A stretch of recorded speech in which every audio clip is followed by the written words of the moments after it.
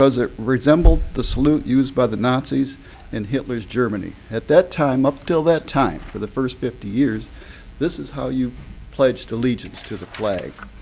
The original pledge contained 22 words.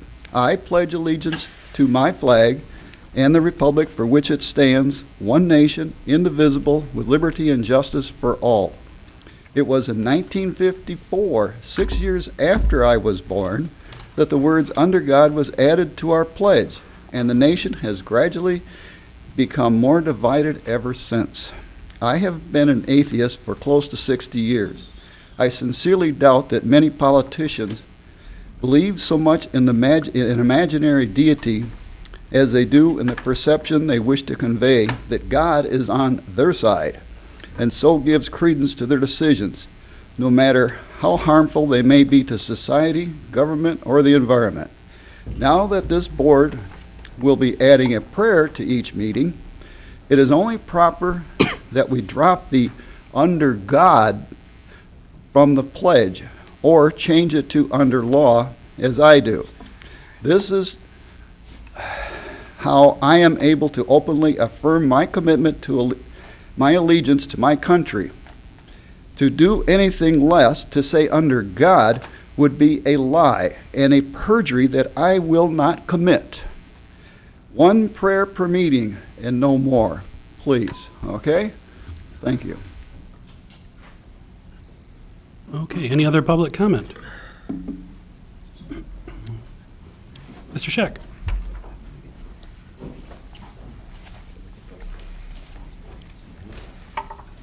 Matthew Scheck, Traverse City, taxpayer. I'll change the topic here for a second. I'd like to talk about money. I know you guys are going to be talking about it in a little bit here.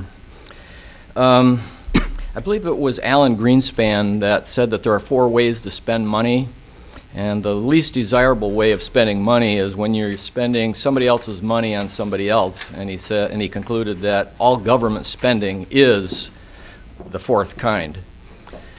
It's just replete with all kinds of problems that come up in that spending process, but mostly is because it's not your money that you're spending, it's somebody else's money, and so you're, according to him, you're least concerned about quality and you're least concerned about cost. You're not feeling the pinch. But that begs the question of, so what is money? Especially, what is a dollar? A little history here. The United States Constitution references a dollar in it twice, once in the Articles and once in the amendments, but it never defined a dollar. It took, after the Constitutional Convention, a couple of years after that, they decided to define what a dollar is, and they patterned it after the Spanish milled dollar. Remember, we had just come through a period of time when the continental dollar, which was all fiat currency, cranked out by printing presses, and it debauched the currency and went belly up. The nation was in a serious problem, so that's why our founders put into our Constitution making gold and silver as the basis for money. And that is sound money or commodity money. There are actually 4 kinds of money today. I've already mentioned the commodity money that our country began under. It wasn't until 1913 that we came up with was fiduciary money, although the similar things happened. Your check that you write is a fiduciary instrument. But I have a copy here of that kind of dollar that we had. It was called a silver certificate, and it reads, this certifies that there is on deposit in the Treasury of the United States of America $1 in silver payable to the bearer on demand. It wasn't until 1971 that Richard Nixon, with the instructions of the Federal Reserve Bank, got us off of that fiduciary money where we could have redeemed our dollars for real money. Silver dollar today that I have a Xerox copy of right here is now worth over $15 for one coin.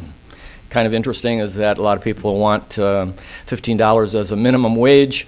You could pay them with $1 in money back then, only employed today, and you would have done that. Thanks, Matt. So thank you for this. All right, any other public comment? Seeing none, we'll move on to our next agenda item, the discussion. We have Tony, help me out, how do you say this last name? Rajenovich. Go ahead. Rajenovich. Rajetovich, okay. Commissioners, Tony, Aaron, and Jeb are here from MERS. They have a presentation that they have put into place that I think we should probably allow them to go through that presentation. I'm sure that you have looked at that and have questions through the slides. I think there's 53 of them.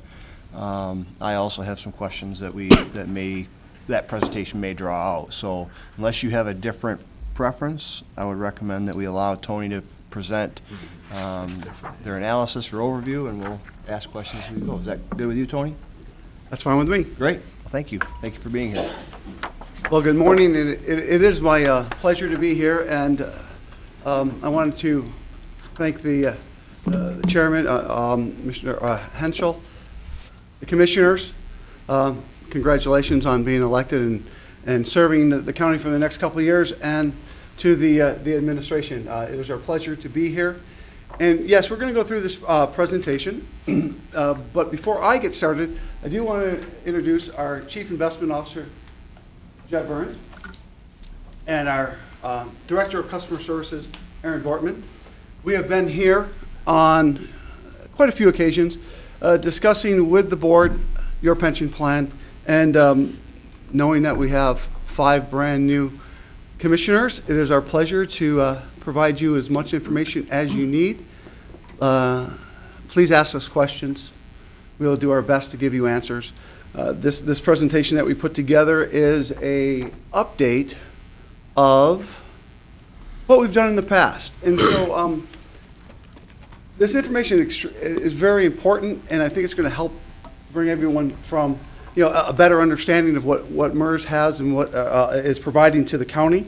But also what I want to do is make this is your time, and we're here for you. So at any point in time that you would like to ask a question or get into a discussion on a certain topic, please let us know, and then we can step away from the presentation for a few moments and address whatever concern or question or comment that you have. With that said, is that acceptable and how you'd like me to move forward? Sounds good. Good. I'm going to give you some additional, initial just background information on MERS, and then I'm going to hand it over to Jeb. So we'll go through just about MERS, investment, governance, oversight. Then we'll talk to you about how the plans are used, and then our resources and education. So MERS, we were created by the state a long time ago, back in the 40s. And Could you try to speak in the microphone best you can? We got people at home watching via televised stream. Understood.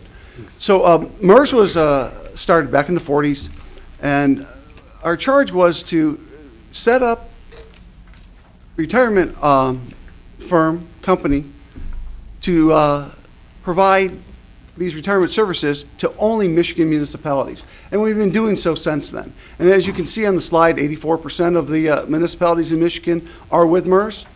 We have over 100,000 members in our system, and we have about $1 billion in total assets. And as we go through today's presentation, you'll see that we offer many different programs, many of which the county has adopted for your use and also for your employees. We are governed by our own, and so we have an independent elected board, and our board is made up of 3 employee members, 3 employer members, 1 retiree, and then 2 members that are experts in investments or pension management systems.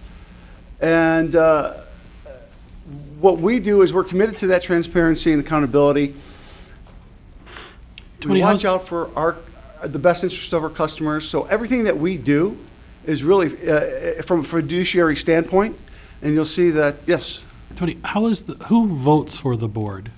The members vote for the board. So every year we send out to all of our municipalities a delegate election form, or we ask them to send to us who their delegates are. And so here, the board would elect the employer member that would serve as the Grand Traverse County delegate. And then the employees of Grand Traverse County would elect the employee delegate. And those members that attend the annual conference would then be able to elect the members or people who are running for, whenever there's an opening on our board, they get to, they run, they have an election at our annual meeting in which you will be able to elect those members. Thank you. I had one other question. I was noting you said 3 employee members, 3 employer members, 1 retiree member, and then could you just say that last group of 2 members? members that are appointed by the board that have expertise in either financial management or an understanding of retirement systems. Thank you.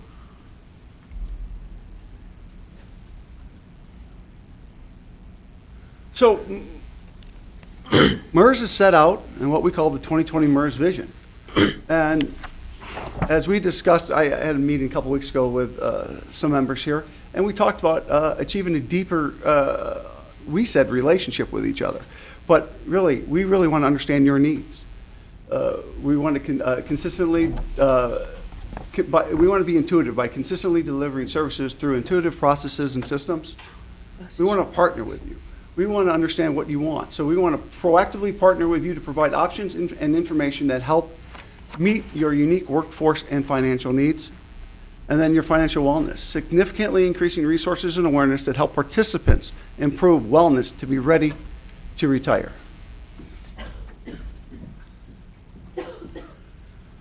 This slide is titled, "One Size Does Not Fit All." And that's true. If you look at Grand Traverse County, you guys currently have a defined benefit plan. You've modified that defined benefit plan many different times. You have multiple divisions with different provisions inside your defined benefit plans. And you also have the defined contribution plan. You have 3 different, if I recall, you have 3 different defined contribution plans here at the county. 2 of them are the ones that are being used the most. I think the 3rd one was one that was set up and then was actually closed at one time. So because of that, one size does not fit all.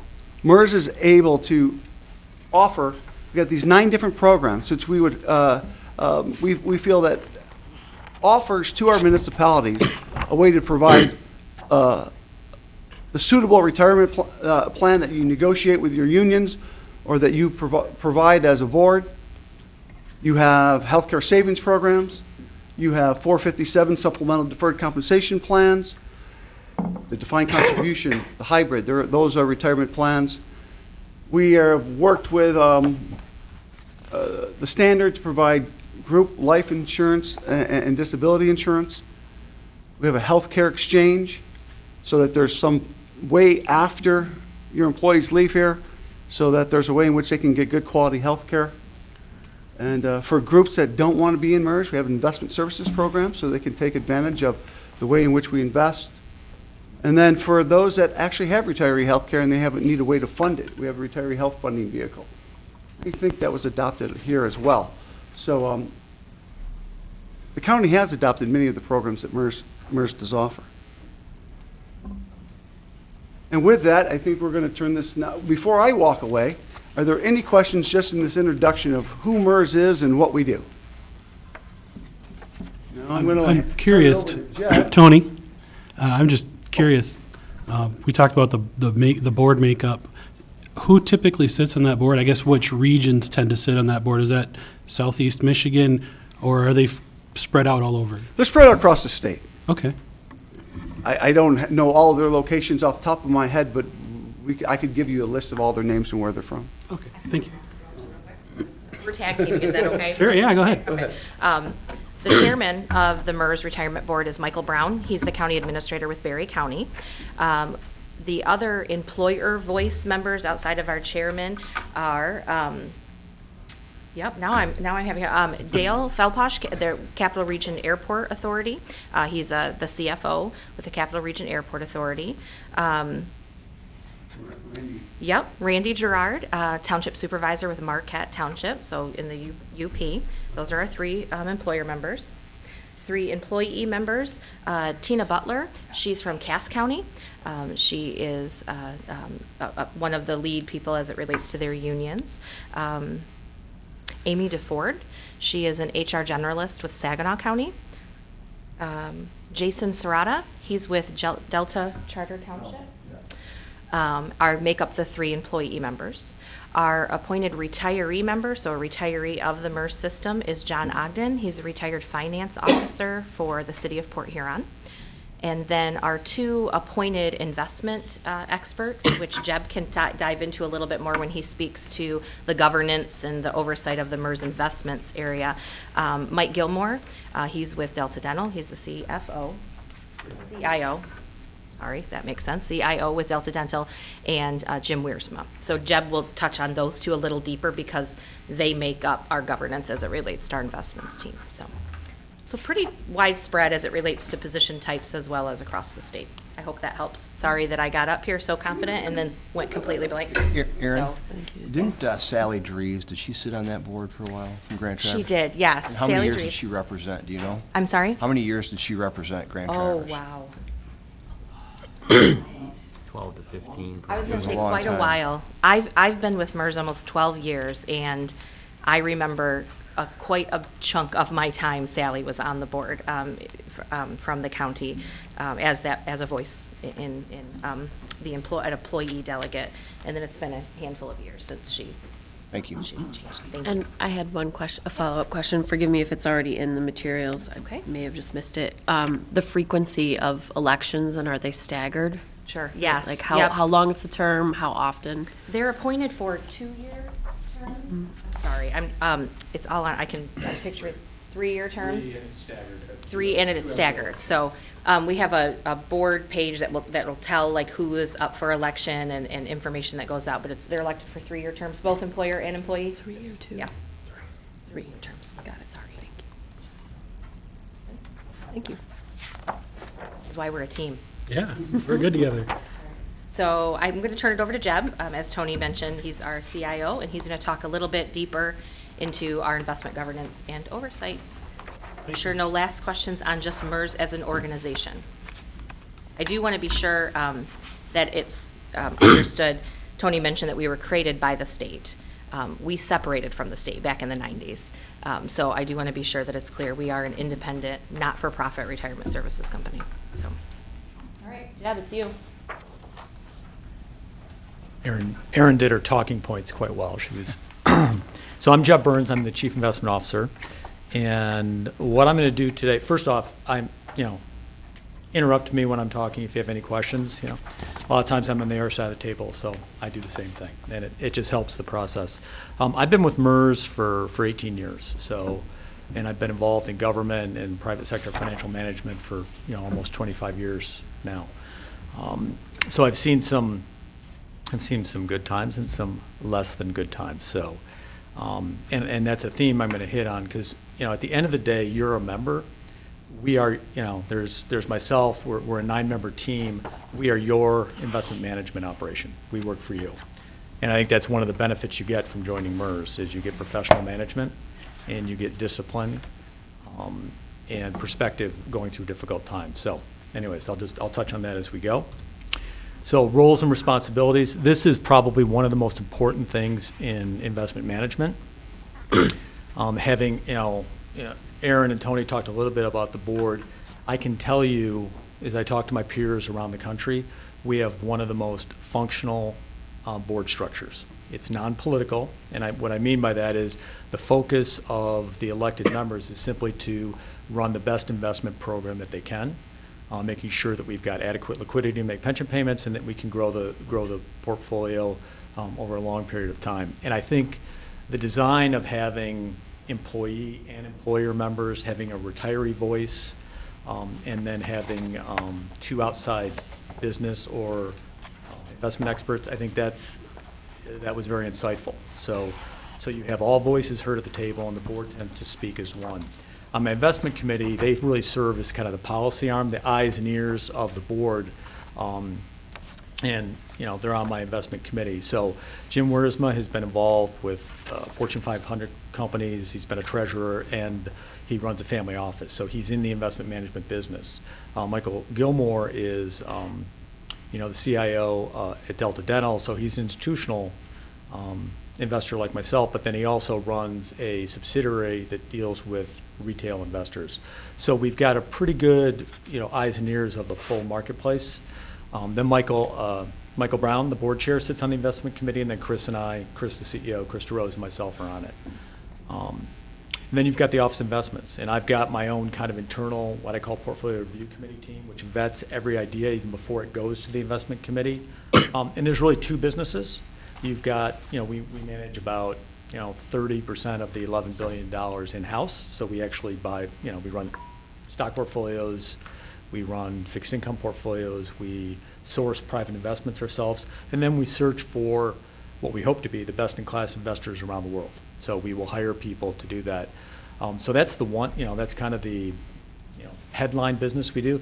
But then the business of running $11 million, you have to set up accounts. You have banking relationships. We have economists that we hire. There's a whole other business, an operational component to what we do.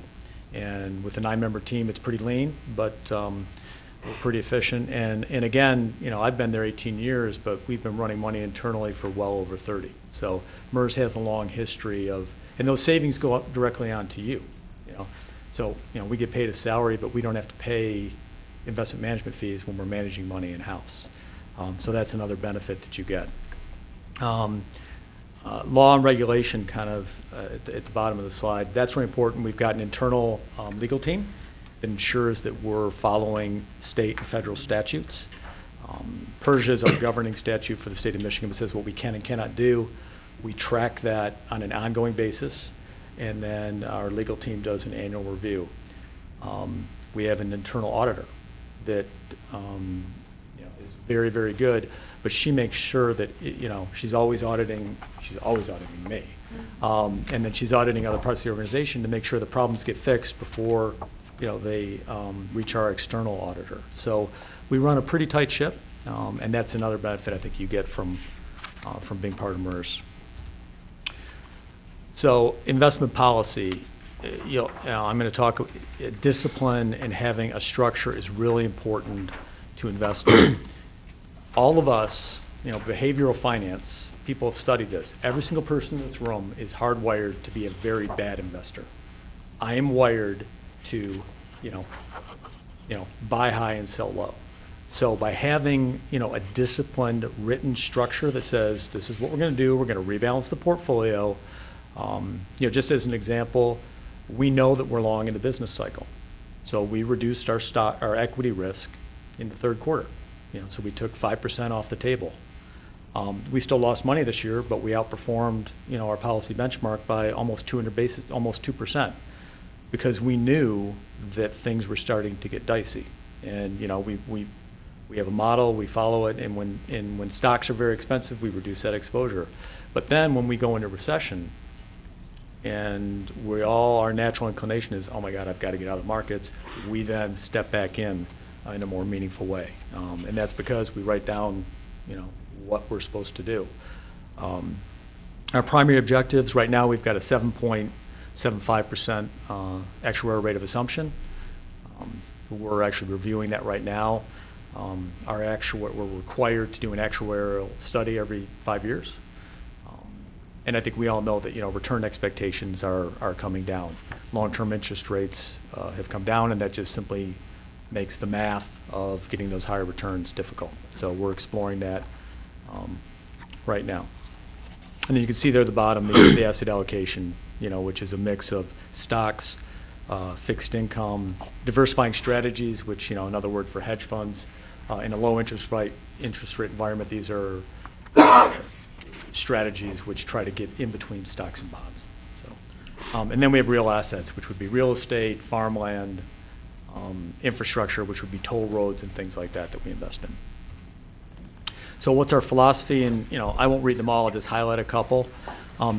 We're a pension fund, so we're generational in structure. So we really, we're going to make pension payments for 10, 20, 30 years. Yes? I got a question on your asset allocation policy. Yeah. You mentioned, and I do agree with you, we're all hardwired to do the wrong thing. How much does that fluctuate? Let's say in the last 10 or 15 years, is there significant swings in the allocation, or you just mentioned a 5% reduction in equity? I assume you're going into Yeah. fixed so- income. Is that typically the range you move, 5%? If we're going to make a shift, we like it to be kind of 2 to 5%, so it actually has a real impact on the portfolio. What we've done in the past is we used to do an asset allocation study every 5 years. Starting in 2013, we started doing it every 3 years, and now we're going to kind of review it more on an annual. I mean, we always review it all the time on an annual basis. So in 16, one of the things we did is we invested in we reduced our fixed income exposure because rates were very, very low. We increased our allocation to emerging markets, and we reduced our global bond exposure because Europe was at a point where they were lowering their interest rates even more than we were. And when you lower interest rates, your bond prices go down. So those were kind of the big changes that we made. And then in the next, like this month, we're going to kind of shore up our equity allocation a little bit. So that's kind of how we look at things. We kind of look at the market and then we make adjustments, probably in that 2 to 5% range. Okay, and the 7 3/4 ROI, there's pressure on pension funds to reduce that. Do you have a time frame of when you're gonna come out and start publishing a lower number? Yeah, before, probably by, the springtime and the summer. I mean, the study's going on like literally right now. We're working with the actuary and we're kind of looking at long-term projections. What I can tell you is there's a strong likelihood that the number will come down. It's coming down nationally. But the one thing I would remind everybody is I was there for 18 years. We didn't change it. These things happen very slowly over time. So we had 8% for a long, long time, and we've been discussing lowering it, for the last 5-7 years. So it'll be incremental. I don't think you're going to see a massive shift downward, just because of the long duration of liabilities. Do you know what the average is of? Yeah, I believe the average right now is 7.35 Nationally. You've still got some that, you've got a chunk that are still, some 8 actually and above. But the trend is definitely coming down. There's no question about that. I just wanted to add, Go ahead. just to add, that it's been about a year that we have been signaling that rate of return is being looked at and will likely be lowered. Annual conference last year, our CEO, Chris DeRose, stood in front of our 500 customers to say, we understand right now the budget pressures and the fiscal challenges that communities are under. With that, we need you to understand and know that this is a number that likely will be lowering and coming down, and we are committed to giving as much advance notice as possible. So, Jeb, speaking of that, our board is currently looking at the economic assumptions right now.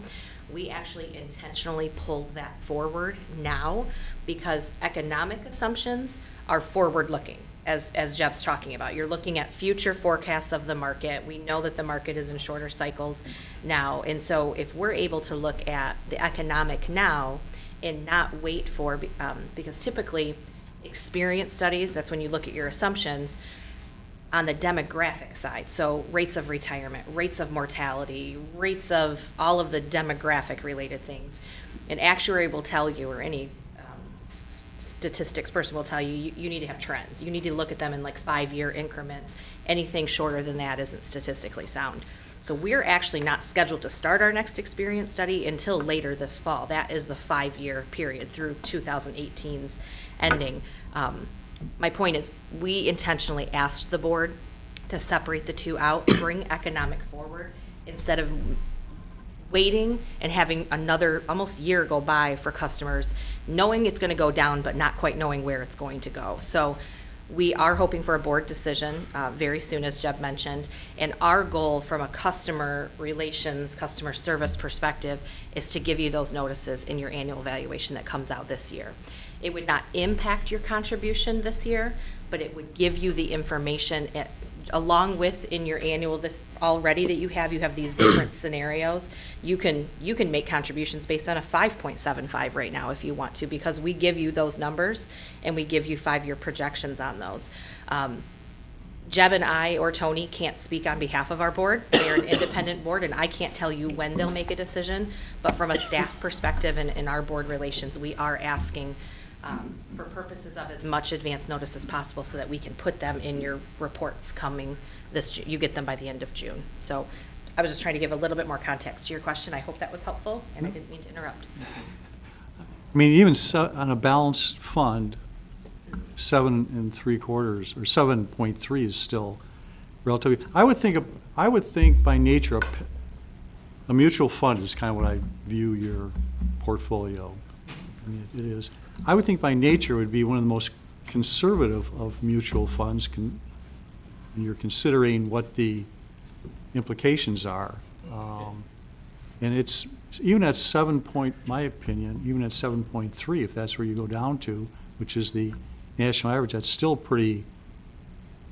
It certainly wouldn't be viewed as being conservative. Yeah, you mean the return assumption? Correct. Yeah. No, I would say it's optimistic. I mean, right. At the end of the day, we make sure we've got adequate money to make our pension payments. So it's a trade-off. I've had people say, well, especially during a recessionary period, why don't you just put it all in cash? Well, the 10-year Treasury is yielding 3.15 right now. That's not going to work. So we try to kind of there's a bit of art to it, but you have to take on equity risk in order to get those higher numbers to meet our liabilities. You just do. Just another example I was going to talk about. It was 1995. If you had a 10-year bond, it would give you 7.5%. Now it's going to give you 3%. So you have to add equity risk to actually meet your liabilities. And my job, to your point, is to make sure that I, stretch prudently, but make sure that I'm managing that downside risk. No, I'm not implying that we should go more. I think 50%, 55% is probably where you want to be. I'm just saying that. So I'm not saying make the portfolio more conservative, but just your forecast of the return more conservative. And we're having those discussions right now, but there are implications to lowering that. So in a knee-jerk reaction, I mean, if somebody tells me, well, it should be 6.5, well, I can tell you will not be happy with that out. That will have a real impact on people's payments. And the other thing is we have to look down the road. Rates are going up in the U.S. So I'm trying to look, what do I think is going to happen over really, frankly, 10 or 20 years, not over the next 2 or 3 years. And so, I look at I think at 10 years right now we're over 8%, and that includes after the global financial crisis. So I'm optimistic that rates will normalize in the U.S. and that there's a chance we can get there, but it's, probably 33 to 50% probability. It's not 100% probability that we can achieve those higher numbers. So I hear your point. We wrestle with those all the time. Jeb, what do you project that the actual annual return on 2018 will be? It will be. Do you have an approximate projection? I actually have it. It's we're down 3.51%. Minus 3.51? Minus 3.51. Page 12 is a good summary. I haven't read that far yet.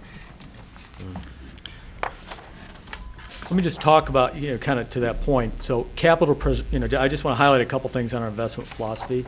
So capital preservation is paramount. So when we make private investments, for instance, we're trying to get higher returns than you can get in the public equity markets, but we want to make sure that there's a chance to recover, because that's the beauty of what we have. We have a down year. We don't have to sell anything. We can wait for it to come back. And usually what we see after a down year is we get a nice rebound coming forward. So that's kind of in the back of our minds whenever we make any kind of investment. Jeb, does that mean that you kind of protect yourselves in the low times, but you don't actualize the up end of that swing then? Yeah, you will. I think it was in 2016, we dramatically outperformed almost everyone. That in an up market, that does not happen. The portfolios, I mean, that's not true. It's happened twice in my career.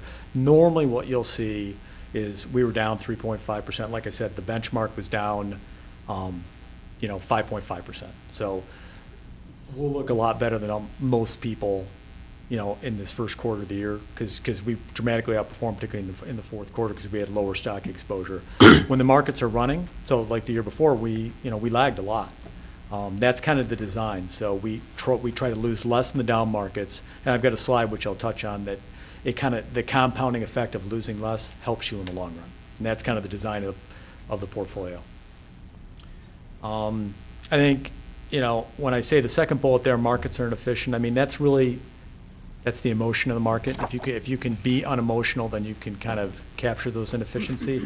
And then the other one, keep it simple. Now, I've got a team, there's 9 of us, right? So when I say keep it simple, there's degrees in that. But if the whole team of very smart and, different kind of a diverse skill set can't get their heads around an investment, then we don't know enough. And then we just we pull back. So it's kind of a check to make sure that we don't get, shiny objects don't excite us. So there are sales and marketing professionals that love to visit us. So a little bit on, when we hire external investment managers, we've got a robust due diligence process. And really, you can read it yourself, but I would just highlight that box on the side. And it's the same thing for our team. And this is where we kind of rate the importance. Organization is moderate. People is the highest priority. At the end of the day, you're hiring people with skill, and making sure, we prefer a team as to stars because people are replaceable. People leave. Process. Tony, Aaron, and myself have talked about the process we have. There's nothing more. Process builds discipline. It builds repeatable. The ability to have repeatable success. And then procedure is high, and performance is high as well, and the price is moderate. We've got a history of strong negotiating. I'm not the most popular guy in the industry, but I'm a member of the pension fund as well. That's one of the things we know we can control, knowing what the real cost of an investment management business is, and then we can negotiate hard, and we do. We are fierce, and I actually enjoy that very much. A little bit about long-term returns, as I talked about here. You can see the 1 year. I'd love it to be positive, but that just simply that does not happen. We do have down markets, and we are long in this recovery's 9-10 years. I mean, the economy in the U.S. is doing great. The data, I just looked at the data. I mean, frankly, we're our economy is probably the best on the planet. The fundamentals are pretty strong, but eventually, we run out of room. I mean, we're seeing there's, the autos have been laying people off. Actually, in the investment management business, they've been laying people off, and those are people, So that's these are like little signals that things are, that we're getting kind of near the end, and that was one of the reasons why we reduced our equity exposure. And you can see there the 10-year numbers at 8.51%, and out at 40 years we're at 9. And again, those higher numbers reflect periods of higher inflation. So as we watch interest rates go up, we think that gives us a little bit of a tailwind, particularly in the U.S. Jeff, we're always talking about our pension liability based on our defined benefit program. Are our defined contribution monies seeing the same returns? Are they in the same pool? Great, excellent question. It depends on the investment. So you have the ability to invest in what we call the total market fund, which is the DB portfolio. We have some asset allocation portfolios, which might be like, say, 100% stock, or 60-40, or 80-20. They are all invested in sleeves of the portfolio. Because right? when we talk about our pension and our pension debt, we forget to differentiate between the defined benefit program and the defined contribution program. Because our defined contribution program is 100% funded. Correct. But our defined benefit program is not. And at least a portion of that is based on the return on the investments that are coming in. Yes. Correct. And I think that's the one thing that we as a board have to remember, and the community has to be made aware of, is the fact that there is a difference between our defined benefit program and our defined contribution program. And most people don't understand the difference. And because of the fact that, for practical purposes, this board, or this previous board, stopped defined benefit programs in 2001 for all organizations except for the circuit court. You know, so I can't even imagine where we would be if that decision hadn't been made. You know, and I'm sure somewhere along the way in this discussion, we're going to talk about the early outs and the things that were done when that change was made. But it was made in order to get county employees to make the move from defined benefit to defined contribution. And somewhere along the way, I'd like to see a projection of how many millions of dollars have been saved by those decisions too, because it is at least as significant as our pension debt is, if not a lot higher. Because had we not made that decision back in 2000 and if effective in 2001, I can't even imagine what our pension debt would be. I mean, I agree, making sure that the public understands the difference. You know, we are somewhat agnostic. You know, we will administer whatever you decide. If your board decides to close it, we will manage it down for the next, until all the liabilities are paid off. And when you make a move to defined contribution, we will try to provide the best defined contribution plan that we can for you. And we can help you with projections and savings. You know, that's Aaron. Because all of our defined benefit programs are closed, we will come to a point, and it's probably not going to be the 2032 number. We're going to come to a point that we are no longer paying benefits on a defined benefit program. We will come to that point, and when we talk about this thing, and maybe I'm getting ahead of myself, but, we're talking about a projected liability based on the fact that every person who ever worked for Grand Traverse County is going to draw the maximum benefits until they're 88.7 years old or whatever that number is.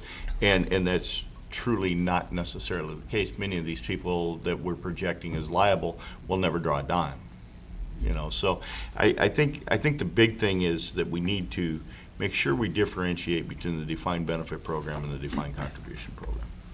Correct. I hear you. Yep. But everything we talk about, or I've ever heard discussed in terms of MERS, is a defined benefit. I mean, all the numbers, everything in here in terms of the pension liability is defined benefit. Everything about our contribution is defined benefit.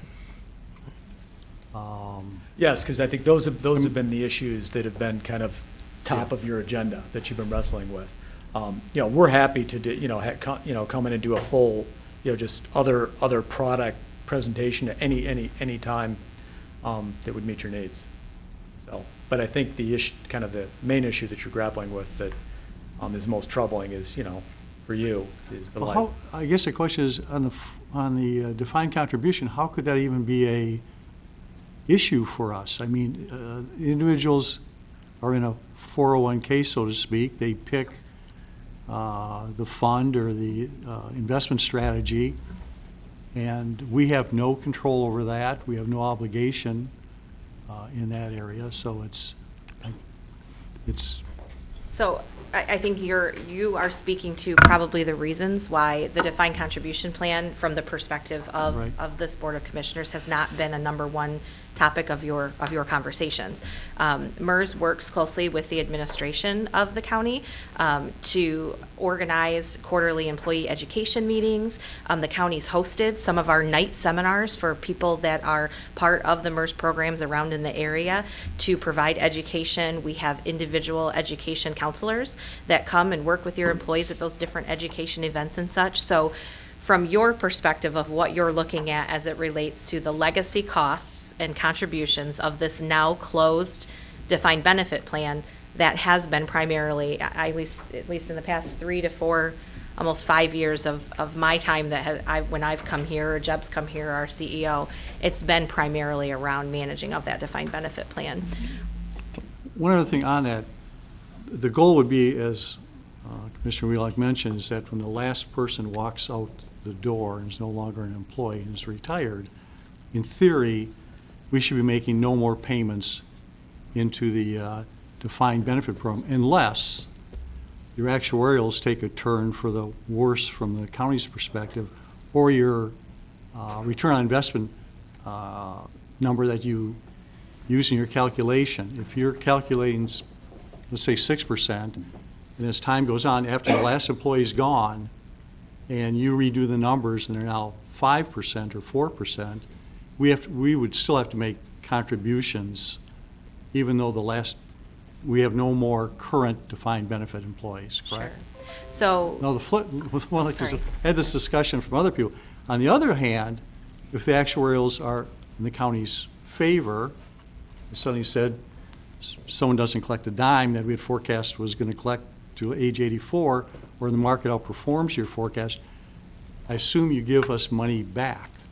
yeah, there are actuarial gains and losses. And Jeb has just a few more slides from an investment perspective. I think that, Mr. Wilcock, that was a fantastic moment to just check ourselves that as Jeb's talking, he's talking about the overall governance of our entire investments team.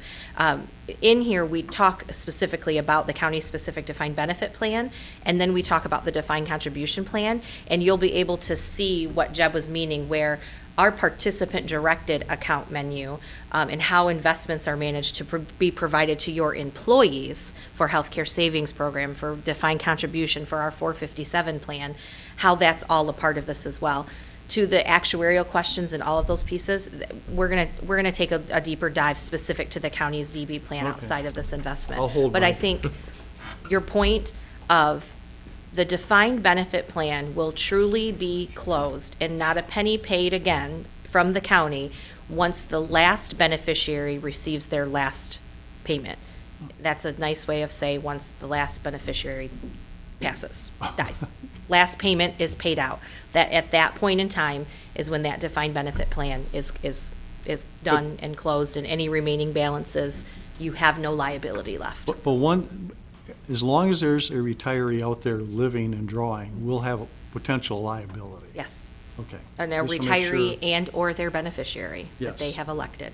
But we'll talk a little bit about high level. I know it's the morning and it's snowy and nobody wants to sit and listen to actuarial stuff, so I'll try to make it as quick and brief as possible. But we'll talk about how an actuary, an outside consulting actuary, what they do with those types of pieces to the actuarial gains and losses and how that works. So, Jeb, is there a difference between slide 12 and 13 in terms of the data that you're using for these charts? The bottom of chart 12 says all rates are shown as gross of fees. Is that somewhat of a different?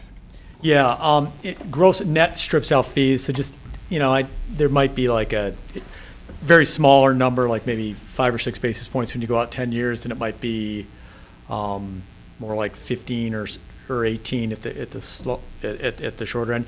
Use gross of fees because it's just that's the industry convention. We always show our numbers both gross and net, but that's like, if somebody from another investment firm came in here, they would most likely show gross of fees. So so you've got the actual, these are the total returns, and that's then when you ask questions, it's like, okay, well, are you getting a better deal? Or is it costing you too much to get to the same number? So there's not much slippage between us. So I think this slide, the thing that's interesting about here is, kind of goes back to, why, the bottom line here is most years, you make money. I mean, I'm counting like, after this year, 1, 2, 3, 4, 5, there were six negative years, couple flat years, but generally, in the global economy, even in developed worlds, the markets go up, And so if you kind of keep that in the back of your mind, that's why you want to be invested in the stock market.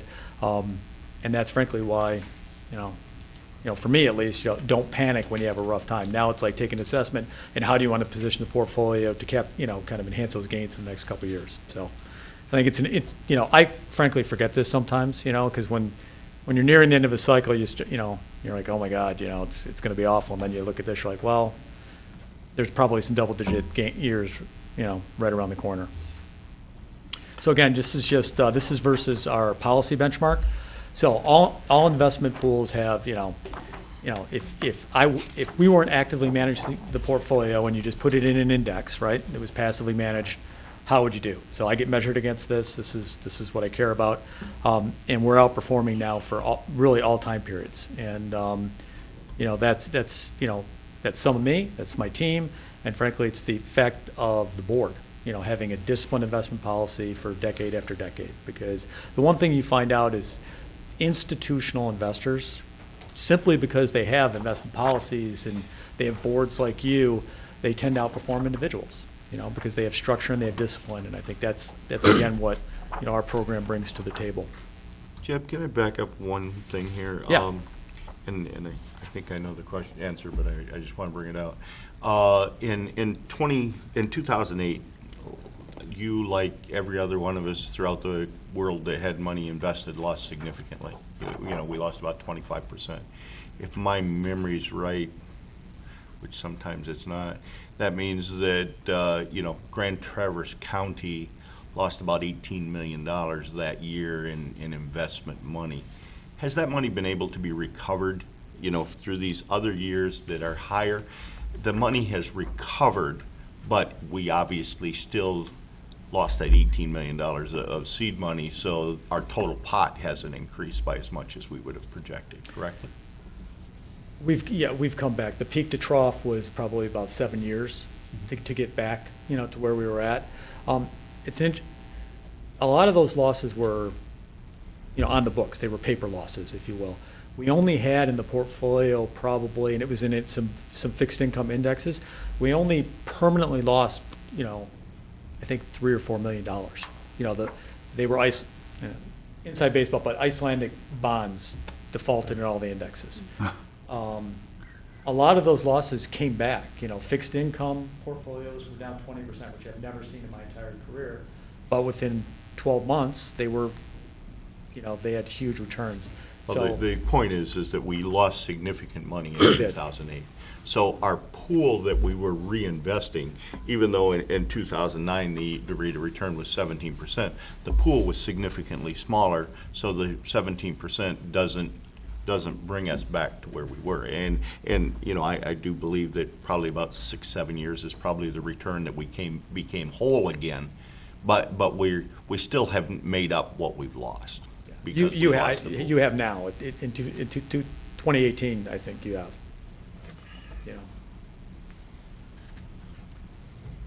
2008 was a special time. So here, this is a slide I spend significant time at our annual meeting. And this really shows you kind of the growth of a dollar. You'll see this with mutual funds as well. So if you give MERS $10,000 back in 2018, are you better off, right? So you leave it in, you let it compound, you let it grow. And really what this shows is how did it do versus the action. You have a steady 8%, or you have these kind of up and down movements in the portfolio. And this just simply shows that, MERS would have earned 32% more than the actual rate of assumption. So it's a little noisier, but, but we do add value over time. And then these are kind of real numbers. So again, these are your actual experiences and how you've done. 16 and 17 were definitely better than 15. And again, these are kind of benchmark comparisons.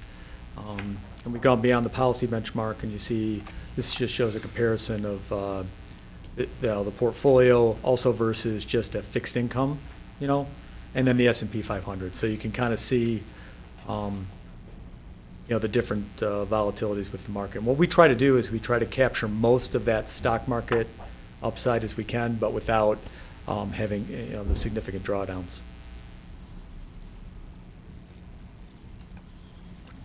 And then this is just, I like this chart because it kind of explains, in a picture what we're trying to do.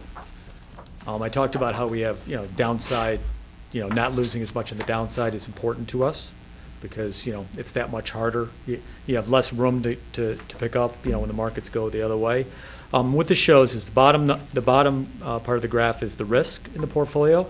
And just in simple terms, standard deviation, how much you can expect an asset class or portfolio to go up or down in any given year. This is over a 5-year period. And on the left are the net returns. And you can see there the kind of gray triangle is the policy benchmark. So a 65-35 global index.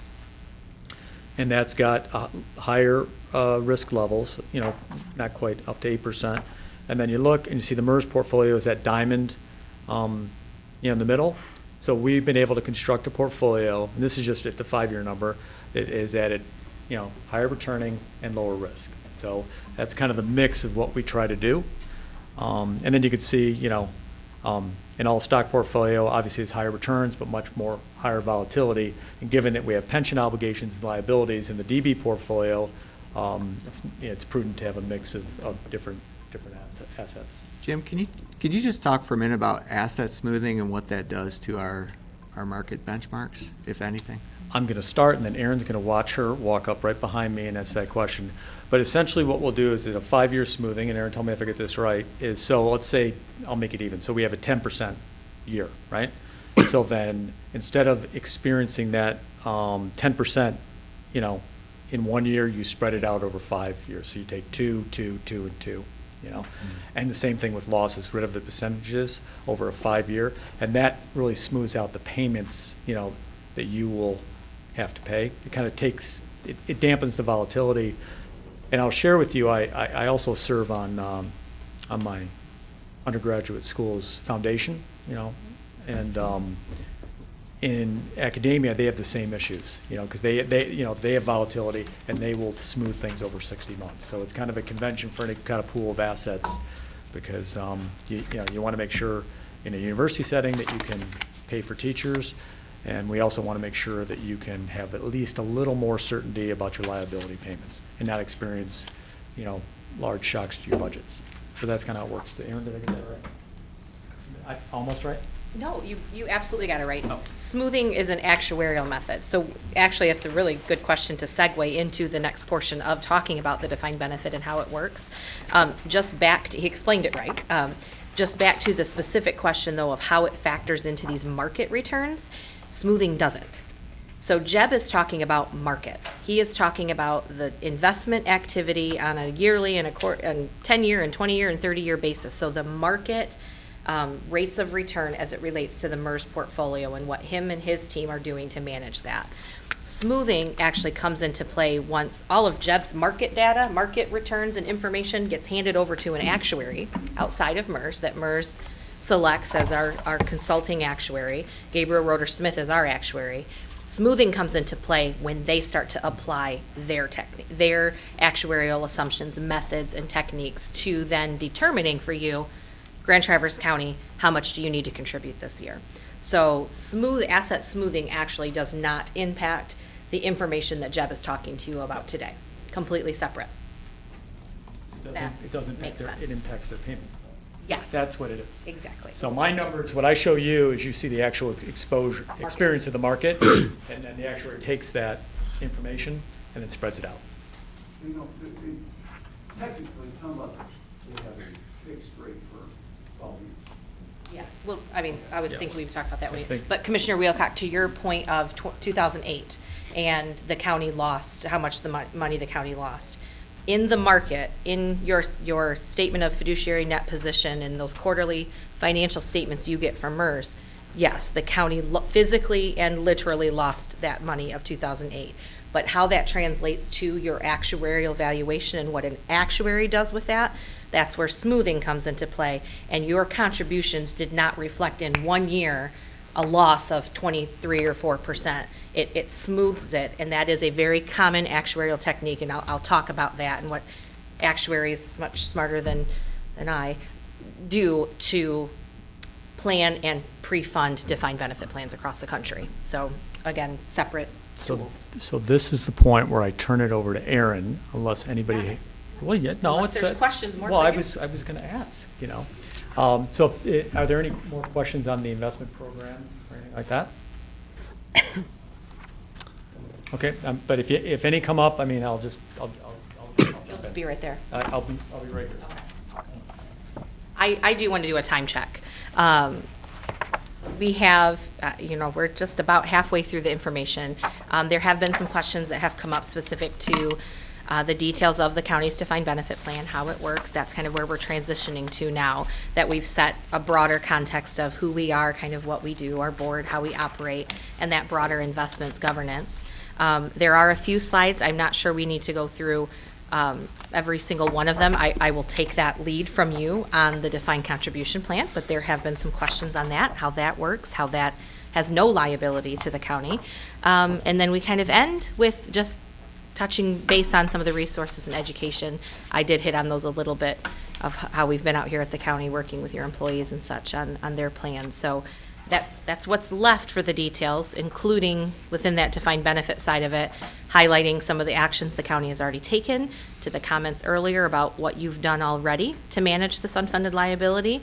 It does show some of the history and some of the decisions. So that's where we're at with information. Are we good to continue as we go from a time perspective?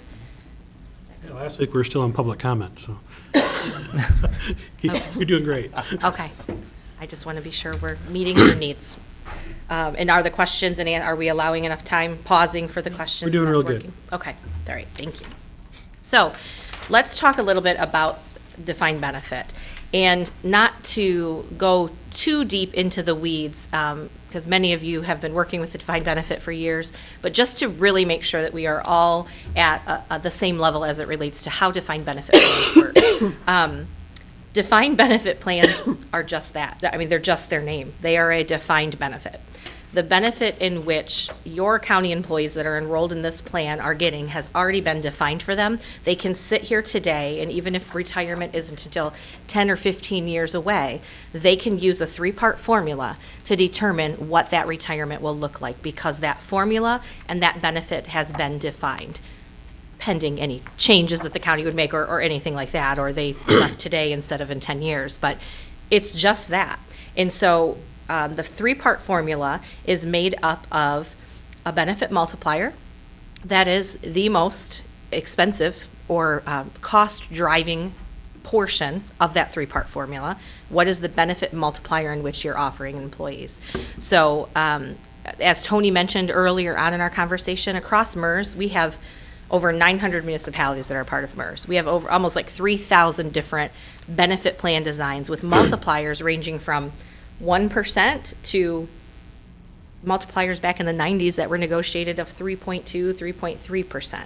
Wide range. All are independently and negotiated at the local level. But the benefit multiplier is that first piece of that 3-part formula. Next then is how many years and months an employee works for the county.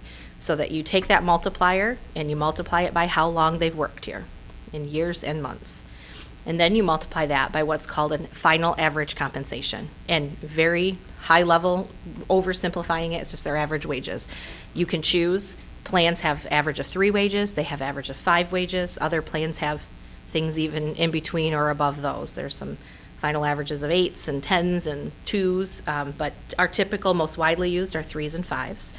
And you multiply those 3 things together and you equal an annual benefit.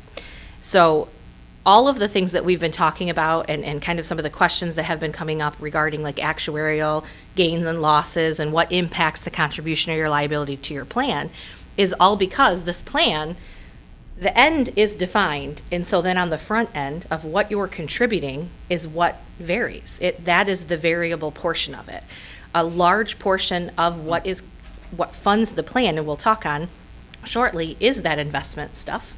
That stuff that Jeb does, that really easy, no-brainer stuff that Jeb's team does, but then the other pieces are from those employer contributions, and also majority of our plans, if not almost all, have employee contributions being paid into that plan too. Maybe you're so getting the to end's this, but, defined, front end's variable. I see on the slide on Yeah. the bottom right, it talks about who, plan participants, and it gives the number of active employees, vested former employees, and retirees, beneficiaries. We have a total liability of around $100 million, which is about half funded, very rough numbers. What portion of that $100 million is people that no longer work here? Tony's probably moving pretty quickly too. I went to get your handy dandy annual evaluation. And each division, as Tony mentioned earlier, you have several divisions within the county. Yep. Divisions are just the way that you break up the type of benefit structure you're offering. So each division breaks down the actuarial accrued liability, how much you have set aside, which you can allocate between divisions, assets, and those types of things. individual funded levels, and then your total UAL. So, overall, the county, you have unfunded, I'm going to give you your unfunded portion, not total liability. Is that your question? What's still left to be funded? I You have guess either 52 number cents on works. every dollar set aside right now. What is that unfunded portion attributable But that to? was December of 2017, correct? Yep. Because Yep. that's the last real numbers we have. We've Amen. made significant changes since that Yes, time. that's very And I important think to understand. That's important to note also. Yep. So we're in January of 2019. So all the 12/31/18 data is literally right now, people back in the office right now are working towards data cleansing, data queries to then ship over to our consulting actuary, Gabriel Roeder Smith, to produce you a new report for 12/31/18. So all actuarial things are always as of 12/31 of any given year of the most recent prior year. So yes, any changes that you've made to the plan, any actuarial gains or losses and experience would be updated. So total unfunded liability overall, you have 46.5 as of 12/31/17. To retirees and beneficiaries, 30 million. To vested former employees, 2.5. So actives, I'm not doing, so there's 32.5 for retirees and beneficiaries that are already on the payroll. Vested former members, so that means they left, they vested because they got it, they stayed long enough to earn a pension. They're not accruing any more time, any more of a pension, but they're waiting until they become age eligible. That's vested former, 2.5. As compared, so that totals 32.5, compared to actives that are still left here, earning and accruing a pension, that is 14.2. Does that Million. answer your question? Okay, so $30 million 32. of that unfunded, what is it? 32.5. 32.5 million, okay. So about 2/3 of our unfunded pension liability is people that are retired. We've already received the benefit, and today we're paying for the benefit we received years ago. Yes. Which, I guess to my point is when we make decisions as a body, we need to really consider, should we be paying now for benefits received now versus paying for it years later? Just kind of a philosophical thought. Yeah, Aaron, absolutely. do you have a total of how many dollars of benefit was paid out in 2017? I'm Yep. sure I've had that at some point or another, Yep. but I don't remember what it was. So table 5, benefit payments in 2017, and it gives you 10 years' worth of benefit payments in table 5, was 7.186 in benefit payments out. So table 5 of your actuary, and we have a slide on this, but it breaks it down what you've paid in, what was required as your actuarially minimum required contribution, what you paid in additional contributions, what employees paid in, what investment income came in, that was 2.8 last year, in 17, or in 19 now, the benefit payments that go out, and then your total of your asset balances in table 5. Hey, Aaron, when will we probably see the 2018 report? Sure. So the 12/31/18 report, they will start being sent in probably mid-May of this year. And then we have a pledge to our customers that nobody will receive one after June 30th. So with the over 700 defined benefit plans, they go out in cycles. Our actuary, we've requested of them to attempt to do them by fiscal years. So the earlier fiscal years are getting them before the mid and later in the year. And they just start going out in batches. Gabriel Roeder sends them beginning in mid-May through the end of June. With what we're talking about today, is the County Road Commission, they're not part of this, and is there, is the pavilions, which is part of the county, but is that part of this? No, neither are, I don't see Road Commission or pavilions as a division under the county, and Tony is confirming that. That's correct. So they're Okay. not a In case part of there's a this. follow-up question, I'm staying here. Well, is the Road Commission and are the pavilions on a defined benefit yet, or are they? The Road Commission went to defined contribution, I believe it was 1997.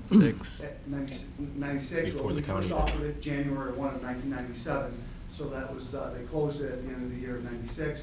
The pavilions, they have, there's no defined benefit. They have multiple plans. They have a very large, they have more employees, I believe, than the county.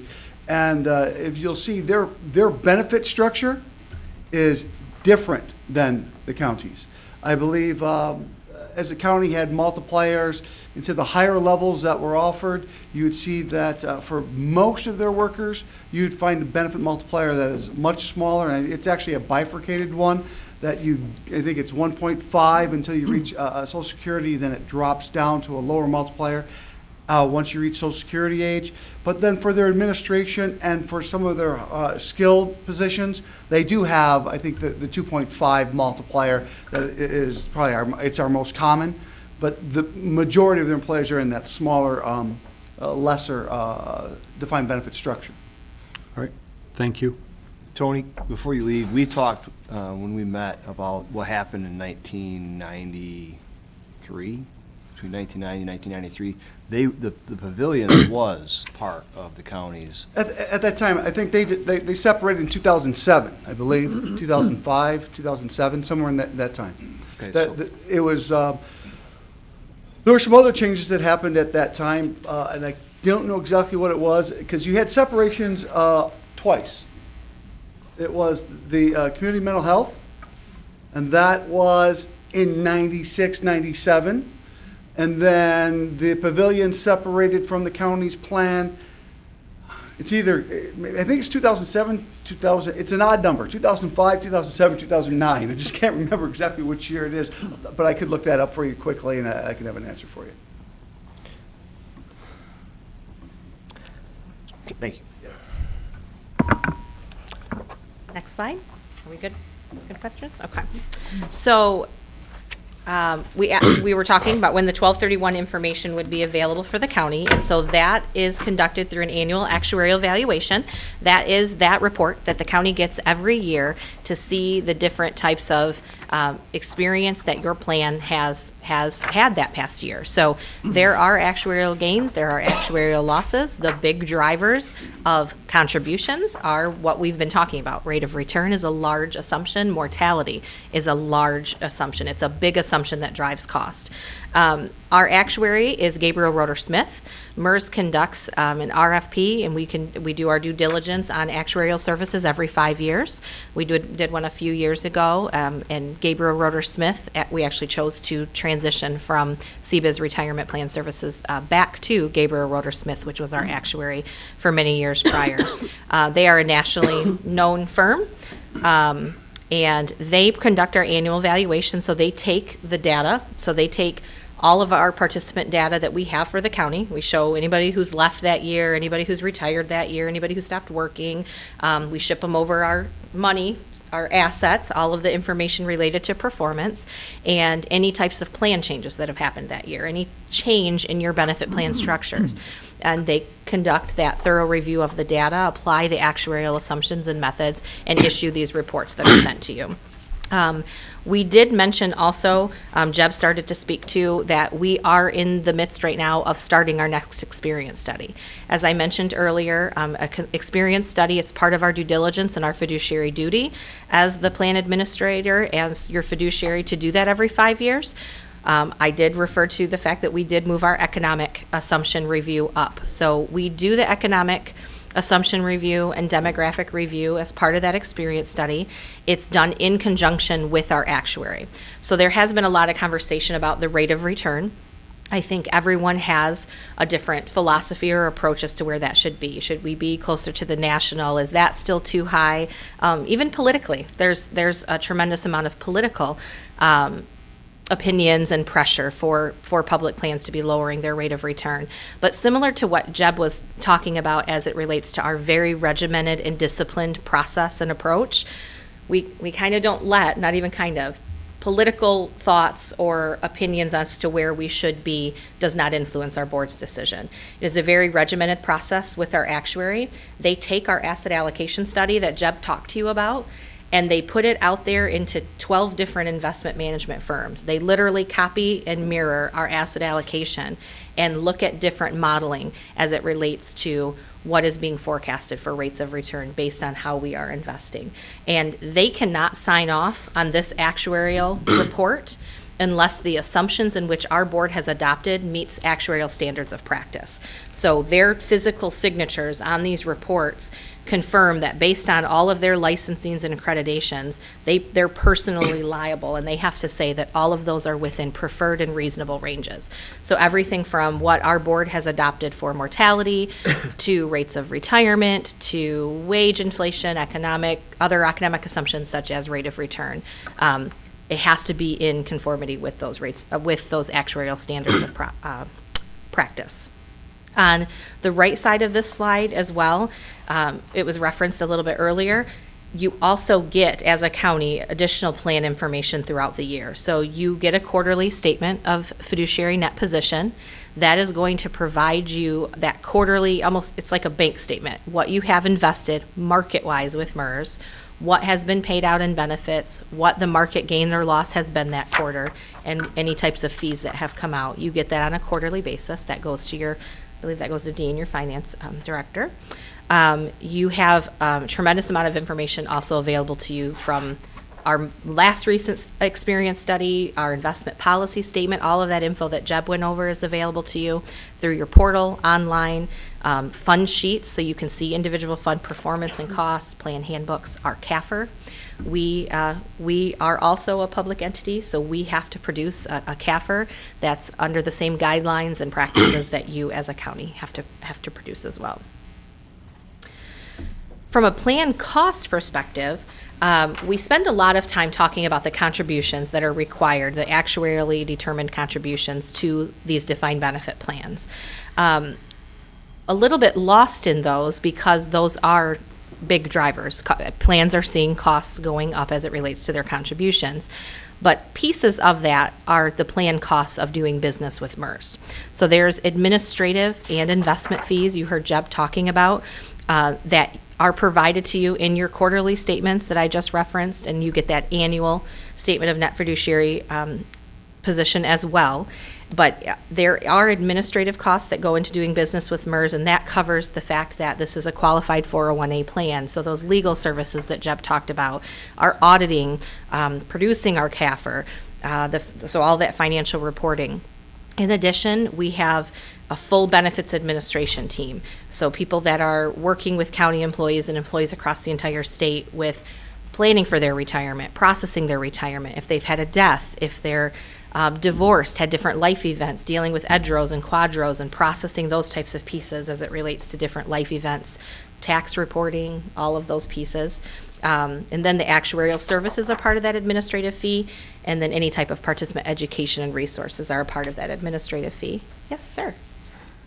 So if I was to reduce the return on investment that's shown earlier, that's gross of cost, in 2017 by 32 basis points, that would give me my net position? So the returns, no, actually it wouldn't, because investment, that's total. I think you're looking at the next slide of 32. Yep. So administrative costs as of 12/31/17, because we'll produce our 18 coming up here in another month or so. Administrative costs were 19 basis points. And then our investment fees were 13 basis points overall. So that's giving you the overall. Jeb, he's asking a question of, we were showing our rates of return gross of fees, and he's asking, would he take that 32, but really the 13 off from that and get an idea of, yeah. Answer is yes. Okay. Yeah, so 13 basis points were the investment management expenses. So managing the $11 billion portfolio, the investment manager fees are 13 basis But points. the impact on our investment would be the full 32 basis points. That's coming, that is being assessed to your assets, Okay. yes. So, you know, if I go back to the previous page, and I'm not sure if that's exactly right, it's saying that our net cost for MERS for 2017 was $85,820.36. Is that correct? I can't read it on the screen, I'm sorry. I Wow. need my glasses. You know, and Yeah. because of the way this is kind of showing it as a picture, I don't know if that's actually our cost. This is your 12/31/17 statement of fiduciary net position. So about- And I'm about reading it 80 as well with you. About $86,000 annually in 2017 we spent having MERS administer and invest our monies, Yes. Yep. which percentage-wise is a very low rate of cost, you know, I well know that. Yes. Say again, Sonny, I'm sorry. Can you say that last statement again? I just missed it. Well, $86,000 based on the fact that they're managing $50 million of our money is a pretty low percentage cost. The cost per transaction is pretty low. Thank you. Yes. And remembering that 32 basis points, the 13 is for the investment, the 19 is for the rest of the administration. So yeah, the systems, the actuarial services. But basically, all that of those 32 pieces. points equated to $86,000 in 2017. Yep. It's assessed as a percentage of total assets, yep, which is a standard. But on the same token, it's still $7,250 a month we're paying them to manage our money. It's still $86,000 a year. Yeah, you know, so.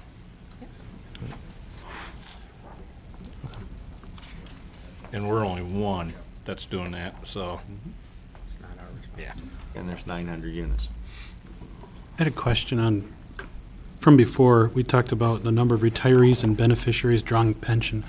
What is beneficiary and how does that work?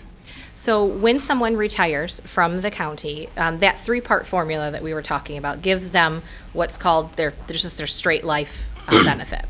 They then have the option to choose to leave a percentage to a survivor should they pass away during their into their retirement. The different payment options are reduced based on what they choose. So they could choose where they want to leave 100% of their benefit to survivor. So in that case, they would see an estimate where it would be a much more, a larger reduction of their straight life benefit for them to take less while they're living in the event that they want to leave that on to a beneficiary. Some choose, 75% to survivor. Some choose only 50%.